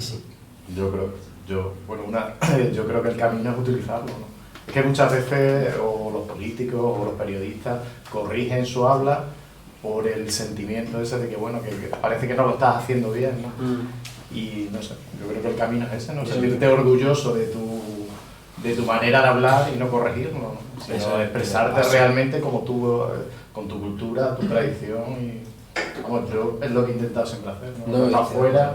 Cuando vas fuera, intentas hablar como tú te expresas, ¿no? Toda la gente te pregunta, ¿por qué dices esto? Entonces tú lo tienes que explicar, ¿no? Pero que, claro, es que tú arrastras lo que llevas, ¿no? Y sentirte orgulloso, ¿no? Pero eso es un proceso muy personal también, muy de autoafirmación personal, de buscar referencias. Y yo, por ejemplo, cuando vuelvo a Pamplona o a Oñate y me dicen, Manolo, que te estás comiendo las heces, tío, yo me siento bien, porque me como las heces, pues ya está, me como las heces. No, pero es que es así la cosa. Entonces, seguro que si no fue, que hay gente de aquí que le dicen, te comen las heces, e intenta no comérselas, cuando es al revés, cuando la gracia está en lo otro. Tú imagínate hablar en euskera comiéndote las heces. Yo me acuerdo cuando yo empecé a trabajar en Madrid, que a mí la gente no me entendía. O sea, yo, hombre, ya tenía que hablar más despacio e intentar corregir un poco porque es que no me entendía. O sea, es que directamente mis compañeros de trabajo no me entendían. Yo me lo creo y ya no te quiero contar nada. O sea, a mi abuela no la... O sea, hablando habitualmente no la entendía una persona que no supiera la modalidad. O sea, por hacerte una idea, que siempre pongo de ejemplo esta frase porque es que es muy gráfica. Porque un día esta que se te queda a fuego grabado y estábamos cogiendo cerezas, porque allí la gente antes vivía más de las cerezas, hoy más de las aceitunas. Y las habíamos dejado momentos en los que ahí las sacábamos en burro porque no entraban los coches y las poníamos ahí hasta que se las llevaban para las cooperativas. Y estaban puestas al sol, ya se me la puerta y dice: es igual las cerezas, cogerlo y quitarlo de ahí, se buscó 5 como carboche con la solajera hasta que es así. Claro, pero te imagínate, o sea, desplazas un poco y... Es imposible si no eres... Nada, no, claro que no, y miles de palabras, ¿no? Madre mía, la meluca en el chapallo. Es que el vocabulario es muy distinto. Y la riqueza de... Y los matices, Sí. O sea que sí, el habla de... Tener que subtitular. No, es un polo seguro. ¿Cómo lo explicas? Sí, además la mayoría, por ejemplo, de los nombres de animales, cuando estás allí te empiezan a hablar de cosas. Se le pasó a mi novio un día que estábamos allí charlando, nos pusimos a hablar, mis tíos, yo, no sé qué, y yo le digo: ay, con lo que tú hablas y que poco has participado en la conversación, dices que no me enteraba de la mitad. Pero te pones a hablar de, estaba para las hondoneras, no sé qué, llegó un trinca al rabo y empiezas a hablar de los nombres de animales, de los topónimos del sitio, de no sé qué, y ya entonces se convierte en lo más vernáculo y es imposible entender. Además todos los animales tenemos otro nombre, hay pocos animales que se llamen igual, aparte de perro y gato, que se llamen igual que en castellano. Eso es una cosa. Yo de pequeño, mi abuelo me contaba, mi abuelo era muy cuentista y me contaba muchos cuentos. Y claro, los animales que veía, pues yo sí sabía la traducción. Por ejemplo, pues eso es una meluca, pues es una lombriz. Yo sabía que era en castellano una lombriz porque las veía. O eso ahí es un trincalrabo, vale, es una lavandera. Esto es así. Pero claro, los animales que nunca veía, que me contaban los cuentos y nunca veía, yo pensé que eran animales ficticios. Y por ejemplo, pialvillas, hablaba de la pialvilla, y yo, ¿qué es la pialvilla? Pero, pues esto se lo inventaría, serían los gamusinos de allí de la sur. Pues resulta que era un día uno de mi pueblo dice: ay, he atropellado una pialvilla ahí en la entrada, la había y era una garduña. Y por ejemplo el lobo cierval, que me hablaba siempre del lobo cierval y aparecía en todos los cuentos, pero yo nunca había ido un lobo cierval, pues un lobo cierval era un lince, pero es que no había un lince para señalarme, y un día en la televisión, el lobo cierval, y digo, un lince, vale. Mira, una anécdota, yo me acuerdo de mi primer día de colegio, cuando me cambiaron de colegio con 7 años, que me dijeron que iba a un colegio que había muchos patios y había muchas urracas, y yo dije, de puta madre. Y yo llegué al colegio y no veía más que picarazas por todas partes. Y le digo al niño: oye, ¿y las urracas? Dice: pero si son eso. Y digo: la madre que me parió, tío. Si son las picarazas. Y la tiza, yo no sabía decir tiza, esto decíamos clarión. O clarión, o sea, clarión, coge la tiza y yo. Y de hecho pensaba que Te pego una hostia. Con la urraca me pasaba igual y pensaba que era otro animal. Nosotros decimos pega, la pega, que también por muchas partes de Extremadura. Y claro, yo pues siempre la pega, y la urraca pensé que era otro pájaro distinto. Un día cuando me dijeron: eso es una urraca, y yo, vale, o sea, ese mismo animal. Esto pasa mucho con los... Y cosas que yo estuve días, con las urracas detrás. Sí. No veía ninguna. ¿Qué era la urraca? Todo picarazas, tío, todo. Y luego hay cosas que se te quedan ya siempre en castellano, y me lío mucho, y es porque en extremeño hay muchas palabras de género femenino que en castellano son masculinos. Los nombres de todos los árboles de mi pueblo, la nogal, la peral, la gigal, la bruñal, todos son femeninos. Aceite, sal, todo esto es femenino. Entonces, yo por ejemplo a lo mejor con aceite puedo decir, el aceite ya me entra por el femenino, me cuesta mucho decir los masculinos. Pero ya como le pongo un adjetivo siempre es rica, sabrosa, ¿sabes? Que hay cosas que incluso yo no sé, por escrito lo sé, pero hablando me cuesta. O la canal, decir el canal es que me suena contra la puente y la canal. Pues bueno, son cosas de... Mi gato son las gatas. La gata. Mi gato es la gata, ¿verdad? La gata, que es un gato, que está capaz pero es la gata. Ya, bueno, y la otra cosa que se dice siempre es el genérico de los animales suele ser femenino, la zorra, que esto se dice por muchas partes de Extremadura. Hablas del zorro y no dice, oh, mira la zorra. No sabes si es masculino, si es macho o hembra, pero te refieres siempre en el femenino. Bueno, sí, utilizarlo, como decía, es esencial. Y además yo digo que la diglosia, que la situación está en la que existen dos lenguas, una tiene más digamos, poder y más prestigio, se escucha muchas veces en los políticos y en los comunicadores, porque empiezan a hablar y como no les sale bien, pues empiezan a tropezar con las S y al final acaba en un batiburrillo horrible y cambian. Y a veces se lo dicen y le dicen, no, es porque es una decisión mía. O sea, por ejemplo, una cosa es que él se venga aquí y se le pegue, evidentemente se va a pegar la modalidad. Otra cosa es que porque tú consideres que tu modalidad es mala, la cambies voluntariamente. Y ahí de voluntad hay poco, hay de minorización cultural, o sea, normalmente. Porque yo siempre digo, tú le pones un micrófono a un señor de Burgos y se pone a sesear o a cecear. No es habitual que un periodista de Burgos un día por voluntad empiece a cecear o aspire la gestión. Hay otra cosa. Así que sí, utilizarlo es lo primero. Fundamental. ¿Alguna preguntilla?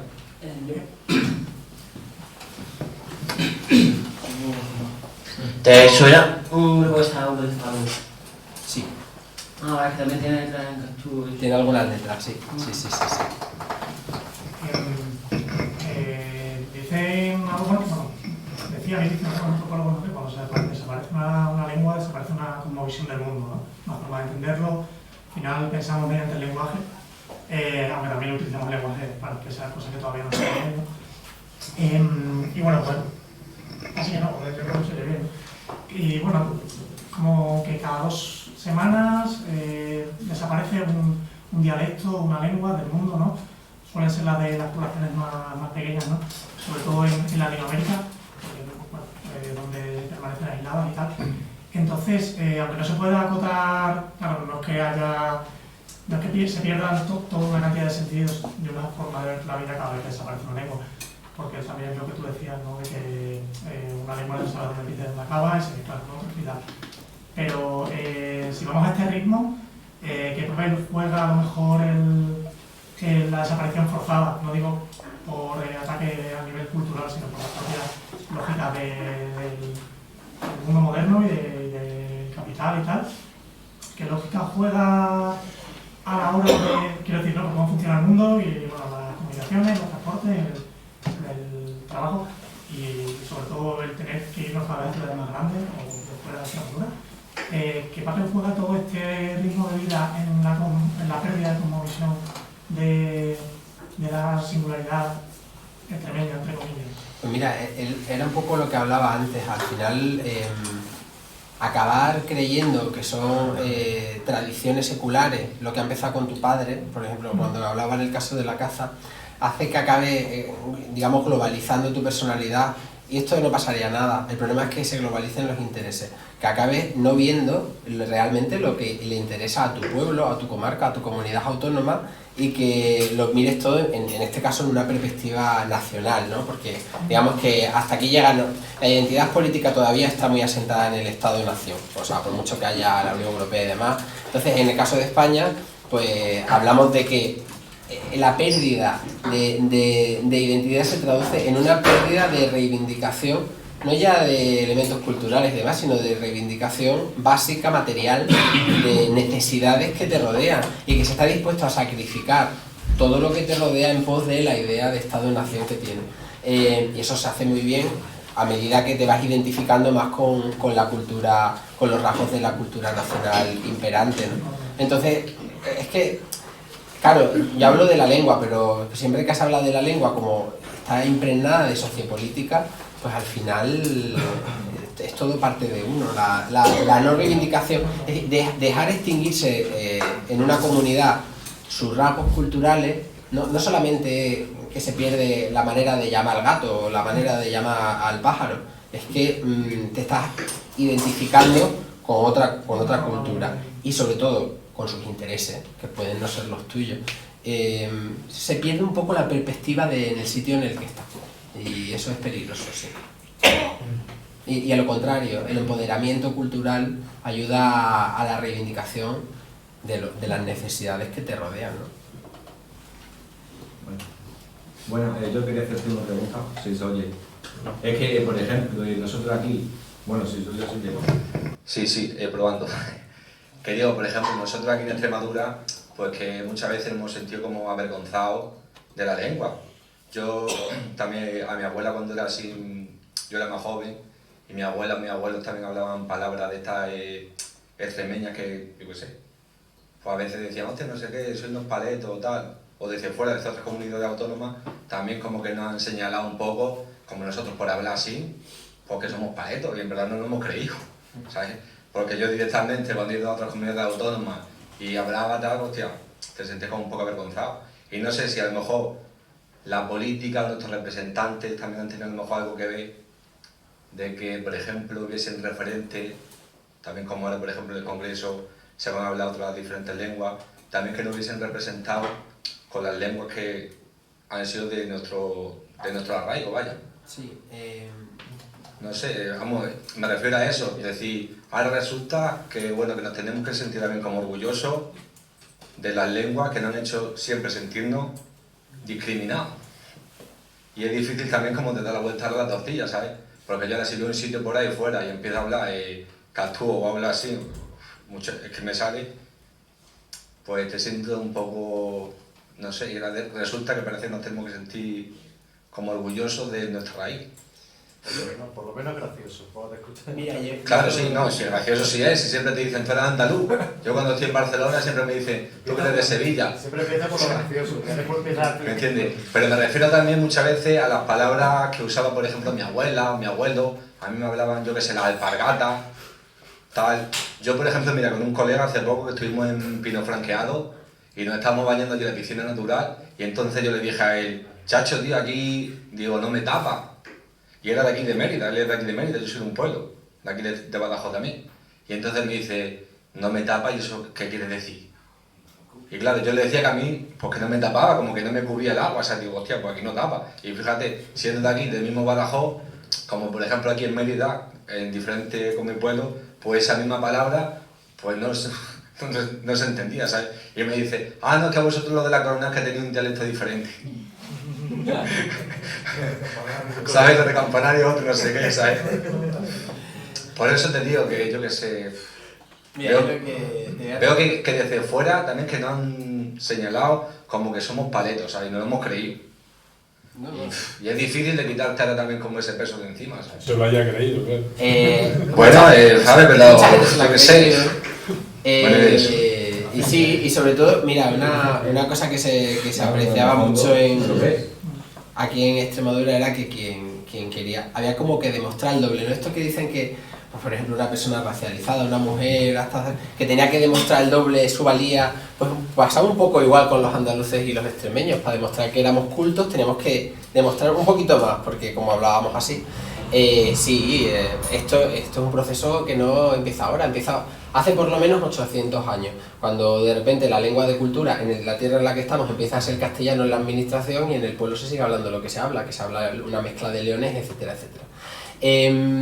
Sobre lo que dices del resto de las lenguas, yo creo que, quiero decir, hay que sentirse orgulloso o respetar la diversidad lingüística en general. Ahora, nosotros, en primer lugar, tenemos que valorar la nuestra. Y se da a veces la circunstancia, que esto a mí me llama la atención, yo sé que es por desconocimiento o por inercia, pero bueno, representantes políticos muy progresistas de Extremadura, hay gente muy maja y que tiene las mejores ideas, pero diciendo cosas como, ay, es que se debería dar en catalán, por ejemplo, o ofrecerse en cualquier sitio. A mí me parece estupendo. Pero son personas que no han movido un dedo porque se habla fala. Y yo digo, bueno, está estupendo, pero ofrece primero que se hable a fala o portugués rayano o extremeño dentro de las clases, y lo otro también, que me parece bien, ¿eh? Pero me hacía gracia ese salto conceptual de decir, madre mía, te estás yendo a que el niño de Mérida aprenda catalán, pero no le ofreces que hable a fala, que es una lengua que hablan en 3 pueblos y sí que tiene un peligro serio de desaparición, o el extremeño que cada vez habla menos y sí que tiene un peligro serio de desaparición,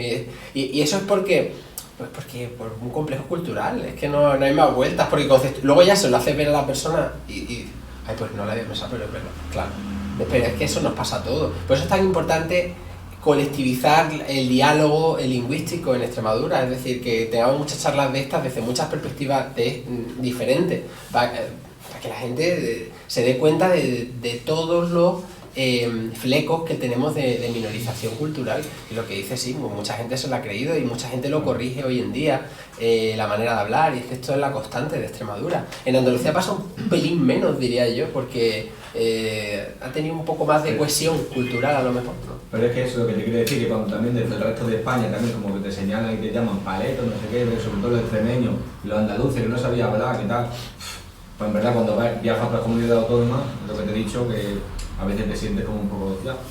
Ya, pero... Yo siempre hablo como... A cualquier lado que voy, hablo como hablo, o sea que cuando voy a otra comunidad autónoma, pero tengo algunos colegas, ¿sabes?, que cuando hemos ido por ahí, pues se han puesto finos. Y entonces que esto es súper forzado, tío, tú no te notas. Yo no te escuchas muy forzado. Pero claro, parece que, no sé, voy un poco acorde con la gente aquí, ¿sabes? Que te sientas demasiado. Eso me ha pasado a mí mismo, ¿eh? Es una evolución personal también. Yo recuerdo en la universidad a veces cuando hacía los trabajos en clase, decía de una manera e incluso a veces una pronunciación muy impostada. Y luego ya con el tiempo fue como, pero vamos a ver, Aníbal, ¿qué estás haciendo? ¿No? O sea, y ya te digo en castellano, es que ni siquiera te hablo de hablar jordano, yo te digo ya de cómo estoy hablando ahora. Ni te quiero decir ya de hablar jordano, pero luego, mira, la satisfacción que me ha dado, por ejemplo, estar un día en Barcelona, en la universidad, esto ya cuando no vivía allí, y nos invitaron a gente de distintas lenguas minorizadas, había un chico que hablaba de Afala, pues había una del Valle de Arán, asturiano, estuvimos todos hablando. Qué gusto daba hablar delante de un auditorio de 300 alumnos catalanes, o que estudiaban al menos filología catalana, y estábamos hablando Afala y extremeño, y además hablando entre nosotros también, era curioso, él hablaba Afala y yo extremeño, y yo pensaba, nos dice un catedrático de lingüística, a lo mejor es la primera vez en la que estoy, digo, no es la primera vez porque hay muchos jordanos casados con gente de la zona de Valverde, entonces seguramente esto ya ha pasado, pero desde luego es la primera vez en una universidad, alguien hablando ahí enfrente a Fala y otro hablando aquí extremeño, porque siempre han pasado por el castellano al final. Usarlo, lo que decía él, o lo que dices tú, si es que para usarlo, ya está, y conocerlo, porque además cuanto más lo conoces, más te interesa. Cuando ves la diversidad que tienen los matices fonéticos, que tenemos sonidos que es que están extinguidos, por ejemplo en las hablas castellanas no existe ahí un sonido precioso en el extremeño que es una Z sonora, arrejadi tipayá, que es adi, que es entre una Z y una D, que la gente lo escribía normalmente con una D porque no sabía cómo escribirlo, en la ortografía que ellos lo escribimos con una Z, pero no es una Z ni es una D, es una Z sonora. Pues esto quiere decir, esta consonante no la tienen en otros sitios, pues hay que cuando dicen por ejemplo lo de la Sierra de Gata, da gala, da palino, es esta D, tengo una cerveza que se llama da gala, de hecho, pues es esa DZ, ¿no? una Z sonora. Es que tenemos, cuanto más lo conoces, más ganas te entran de contarlo, de decirle, oye, que yo tengo esto, que tengo esto otro, ¿no? Entonces, al final es el uso, el conocimiento y la reivindicación. Y la mejor manera de reivindicar es hablar para el rap, con todo el mundo que se te ponga por delante. Totalmente. Damián, no sé Damián, y concluimos contigo. ¿Se han terminado? Sí. Pues yo voy a necesitar el micro porque estoy fatal. Micro, porfa. Absolutamente a fondo. Bueno, puesto que es la última, voy a aprovechar porque además soy de la casa para darte las gracias por esta charla luminosa que nos acabas de expender. Yo creo que efectivamente en los términos que tú nos has planteado toda la exposición y sobre todo en el aspecto de reivindicar algo tan proso y tan próximo y tan vital como es la lengua, me parece que el camino está claro, ¿no? Lo que pasa es que en ese camino hay pedruscos muy gordos y para mí es la clase política que tenemos aquí, que es provinciana hasta más no poder, ¿no? Eso sí que cae en el extremo ese de que todo lo que viene de fuera es bueno, ¿no? Y claro, pasó en la época de la arquitectura, que todos los pueblos querían tener su edificio firmado por un arquitecto estrella, etcétera, etcétera, ¿no? Aquí acaban de inaugurar un teatro que se estaba esperando hace como 18 años y es un teatro que está lleno de horrores y errores arquitectónicos y tecnológicos, ¿no?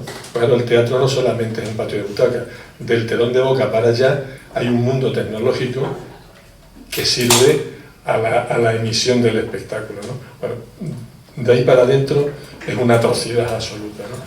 ¿Por qué? Bueno, pues posiblemente de saque porque se lo han encargado a un señor de fuera, ¿no? Pero bueno, el tema del teatro a lo mejor el ejemplo no vale porque es más universal, ¿no? Pero ayer aquí, ahora estamos con el Festival de Cine Inédito en Mérida, y anoche se inauguró el festival con una película de animación. Es una directora y la directora era, me parece que era, creo que era vasca, ¿no? Bueno, la historia podía ser interesante, pero una historia sobre el problema de las mujeres en la India y tal, muy mal contada, pero la plástica era absolutamente deslumbrante, ¿no? De saque porque no se asimilaba a ninguna de las líneas estéticas o formales del mundo del cómic, pero fundamentalmente, sobre todo, porque tenía una entidad visual y una formulación plástica absolutamente inusual. Bueno, esa productora, quien ha hecho todo el tema gráfico, todo el tema de edición, no lo sé, es una productora de aquí, de Almendralejo, que igual la conoce porque son los que hicieron, llevaron al cine hace unos años, sí, basado en la novela de Fermín Solís, ¿no? Glow, la cual no tiene otra película que es en Tiri Morti, con unos efectos especiales preciosos. Son gente que trabaja muy bien, en plan artesano, exquisito, ¿no? Bueno, pues digo todo este dislate que me estoy manejando es porque es para remachar el talante cateto y provinciano que tiene la clase política de aquí, ¿no? Esta gente, no te voy a decir que los ignoren, pero es una gente que está haciendo un trabajo fantástico, que tiene premios extraordinarios. Esta película me parece que está propuesta, no sé si para los Goya o para los Oscars, ¿no? Pasó lo mismo con El laberinto de las tortugas, ¿no? Y luego, otra de las piedras o de los palitos que tiene este recorrido que tú propones, o esta reivindicación personal, ¿no? Tampoco de sacar pecho ni nada, sino de naturalidad, yo creo que es la prensa. No solamente la de aquí, sino la de en general, ¿no? Porque hay una especie de, yo creo que se hace queriendo, ¿no? Que permanentemente nos están metiendo barbarismos, anglicismos innecesarios, y por supuesto olvidando todo ese bagaje, todo ese corpus tan rico que tú nos dices, ¿no? No te voy a decir ahora qué palabras son, pero es absolutamente, para mí, insoportable, ¿no? Además, son inglesas y yo soy profundamente anglófono. Spoiler. Por ejemplo. Bueno, ahora con el tema este de la investidura ha salido otra, no sé, que es como utilizar la ley en favor propio, torcerle el brazo a la ley, ¿no? Bueno, y el colmo de los colmos ya es a gladiador, palabra latina, es decir, gladiator, ¿no? Eso ya sí que es la puntilla, ¿no? Eso que sí se cateto. Pues nada, digo dos cosas y acabo, le voy a responder que me gusta mucho la... José quería preguntar algo también, ¿no? Bueno, responde. Bueno, le respondí ahora sobre la política.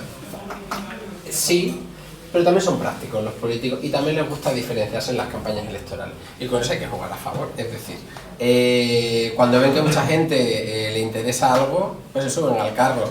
Lo que tenemos que hacer pues, es utilizarlo a nuestro favor y hacerles ver que mucha gente le interesa algo. Es la manera. Sí que lo que dices es que no te puedo llevar a la contraria. Yo lo he observado muchísimas veces, esta valoración de lo ajeno, y son un buen ejemplo. A mí de hecho me gusta mucho, y de hecho hablé con ellos hace poco porque les dieron, a mí el otro día me nombraron embajador de las URSS como un reconocimiento y se lo nombraron a ellos hace 2 años también, y me alegré mucho de que estuvieran ellos también de seguir la estela de ellos, porque es que me gusta mucho su trabajo y me gusta mucho el trabajo que hicieron.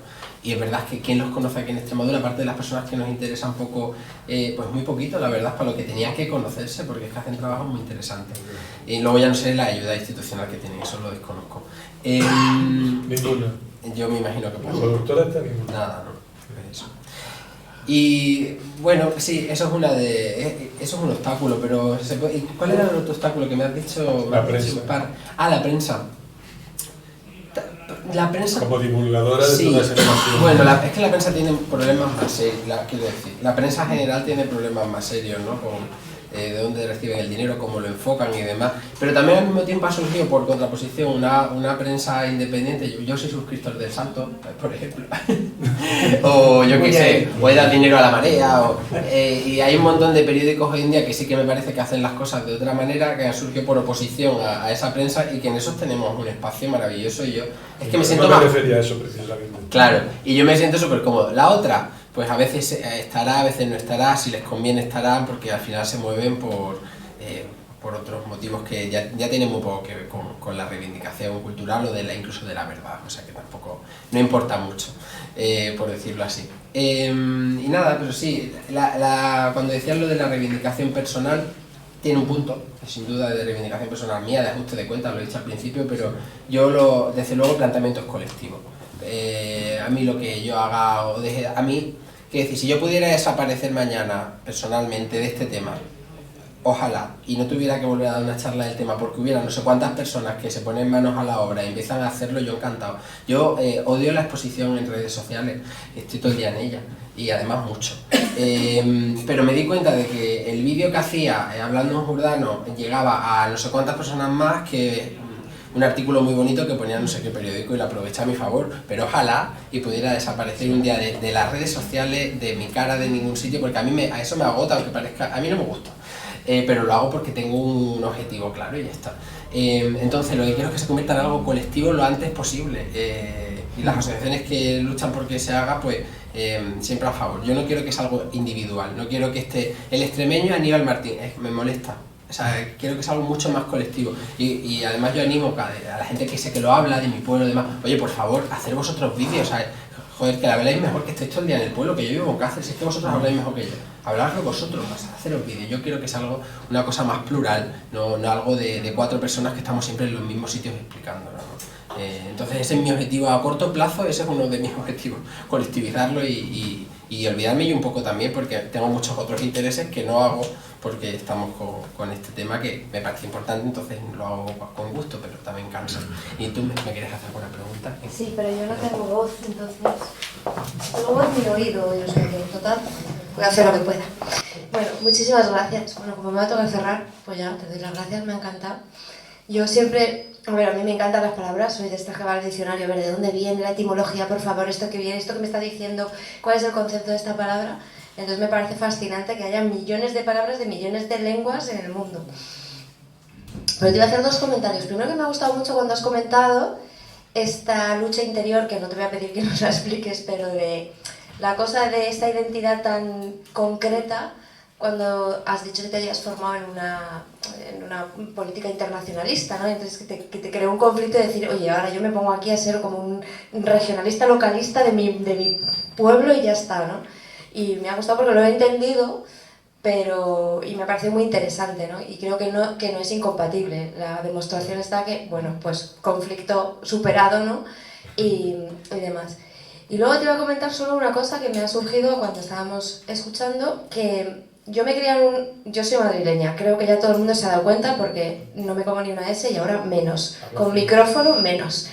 Pero me he criado en una casa en la que se hablaba, por supuesto, castellano, con dejes andaluces, con una abuela catalana y un padre y un abuelo libanés. Y todo eso se hablaba, quiero decir, todas esas lenguas se hablaban y acentos estaban ahí. Bueno, mi padre de Tetuán, pero mi madre en realidad habla un castellano andaluz, tiene deje andaluz. Bueno, en fin, que de esta ensalada yo he hablado siempre fino, sobre todo me he enterado de que hablaba fino cuando he venido a Extremadura. ¿Vale? Pero yo hablo una lengua a la que se le pegan todos los acentos sin remisión. O sea, yo hablando castellano me junto contigo y acabo haciendo la I, la U, lo que tú pongas, lo pongo yo también. Hablo con este y empiezo a decir las cosas. O sea, me parece curioso que ese castellano que es, como tú has dicho, tan residual, aunque se haya vuelto hegemónico lingüísticamente y nacional, es el que menos fuerza tiene, porque yo no veo a la gente perder el acento sin querer. Tú has dicho que era voluntario. Me ha llamado mucho la atención que yo no pierdo el acento voluntariamente. A mí se pega todo, ¿sabes? No, pero me refiero al arte.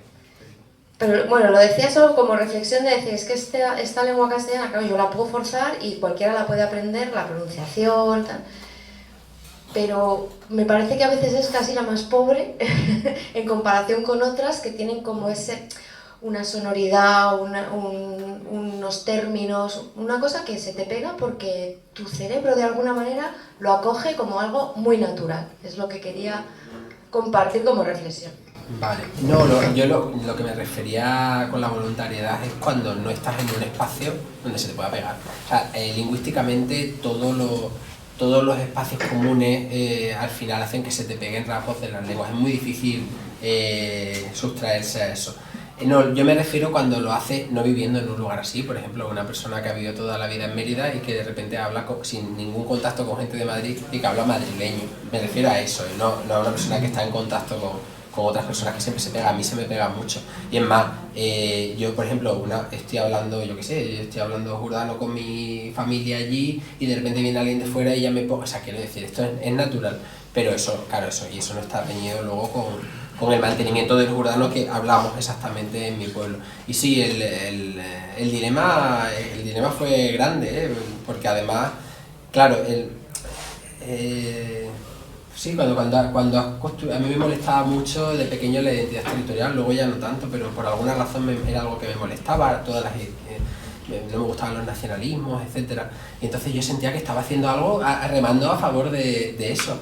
Y luego, quiero decir, es que la lengua va tantísimo más allá. Bueno, cualquier manifestación cultural va tanto más allá. El problema es que se utilizan como herramientas políticas y como herramientas estatales los elementos culturales, y como la lengua está tan dentro de las personas, pues es una herramienta fácil de utilizar a favor de la política o en contra. Pero desde luego que no hay ningún dilema, igual que no hay ningún dilema en cualquier otra cuestión cultural, ¿no? Lo que pasa es que con esta la hemos cogido a saco. Pero nada, pues nada, muchísimas gracias. Además me gustan mucho las preguntas.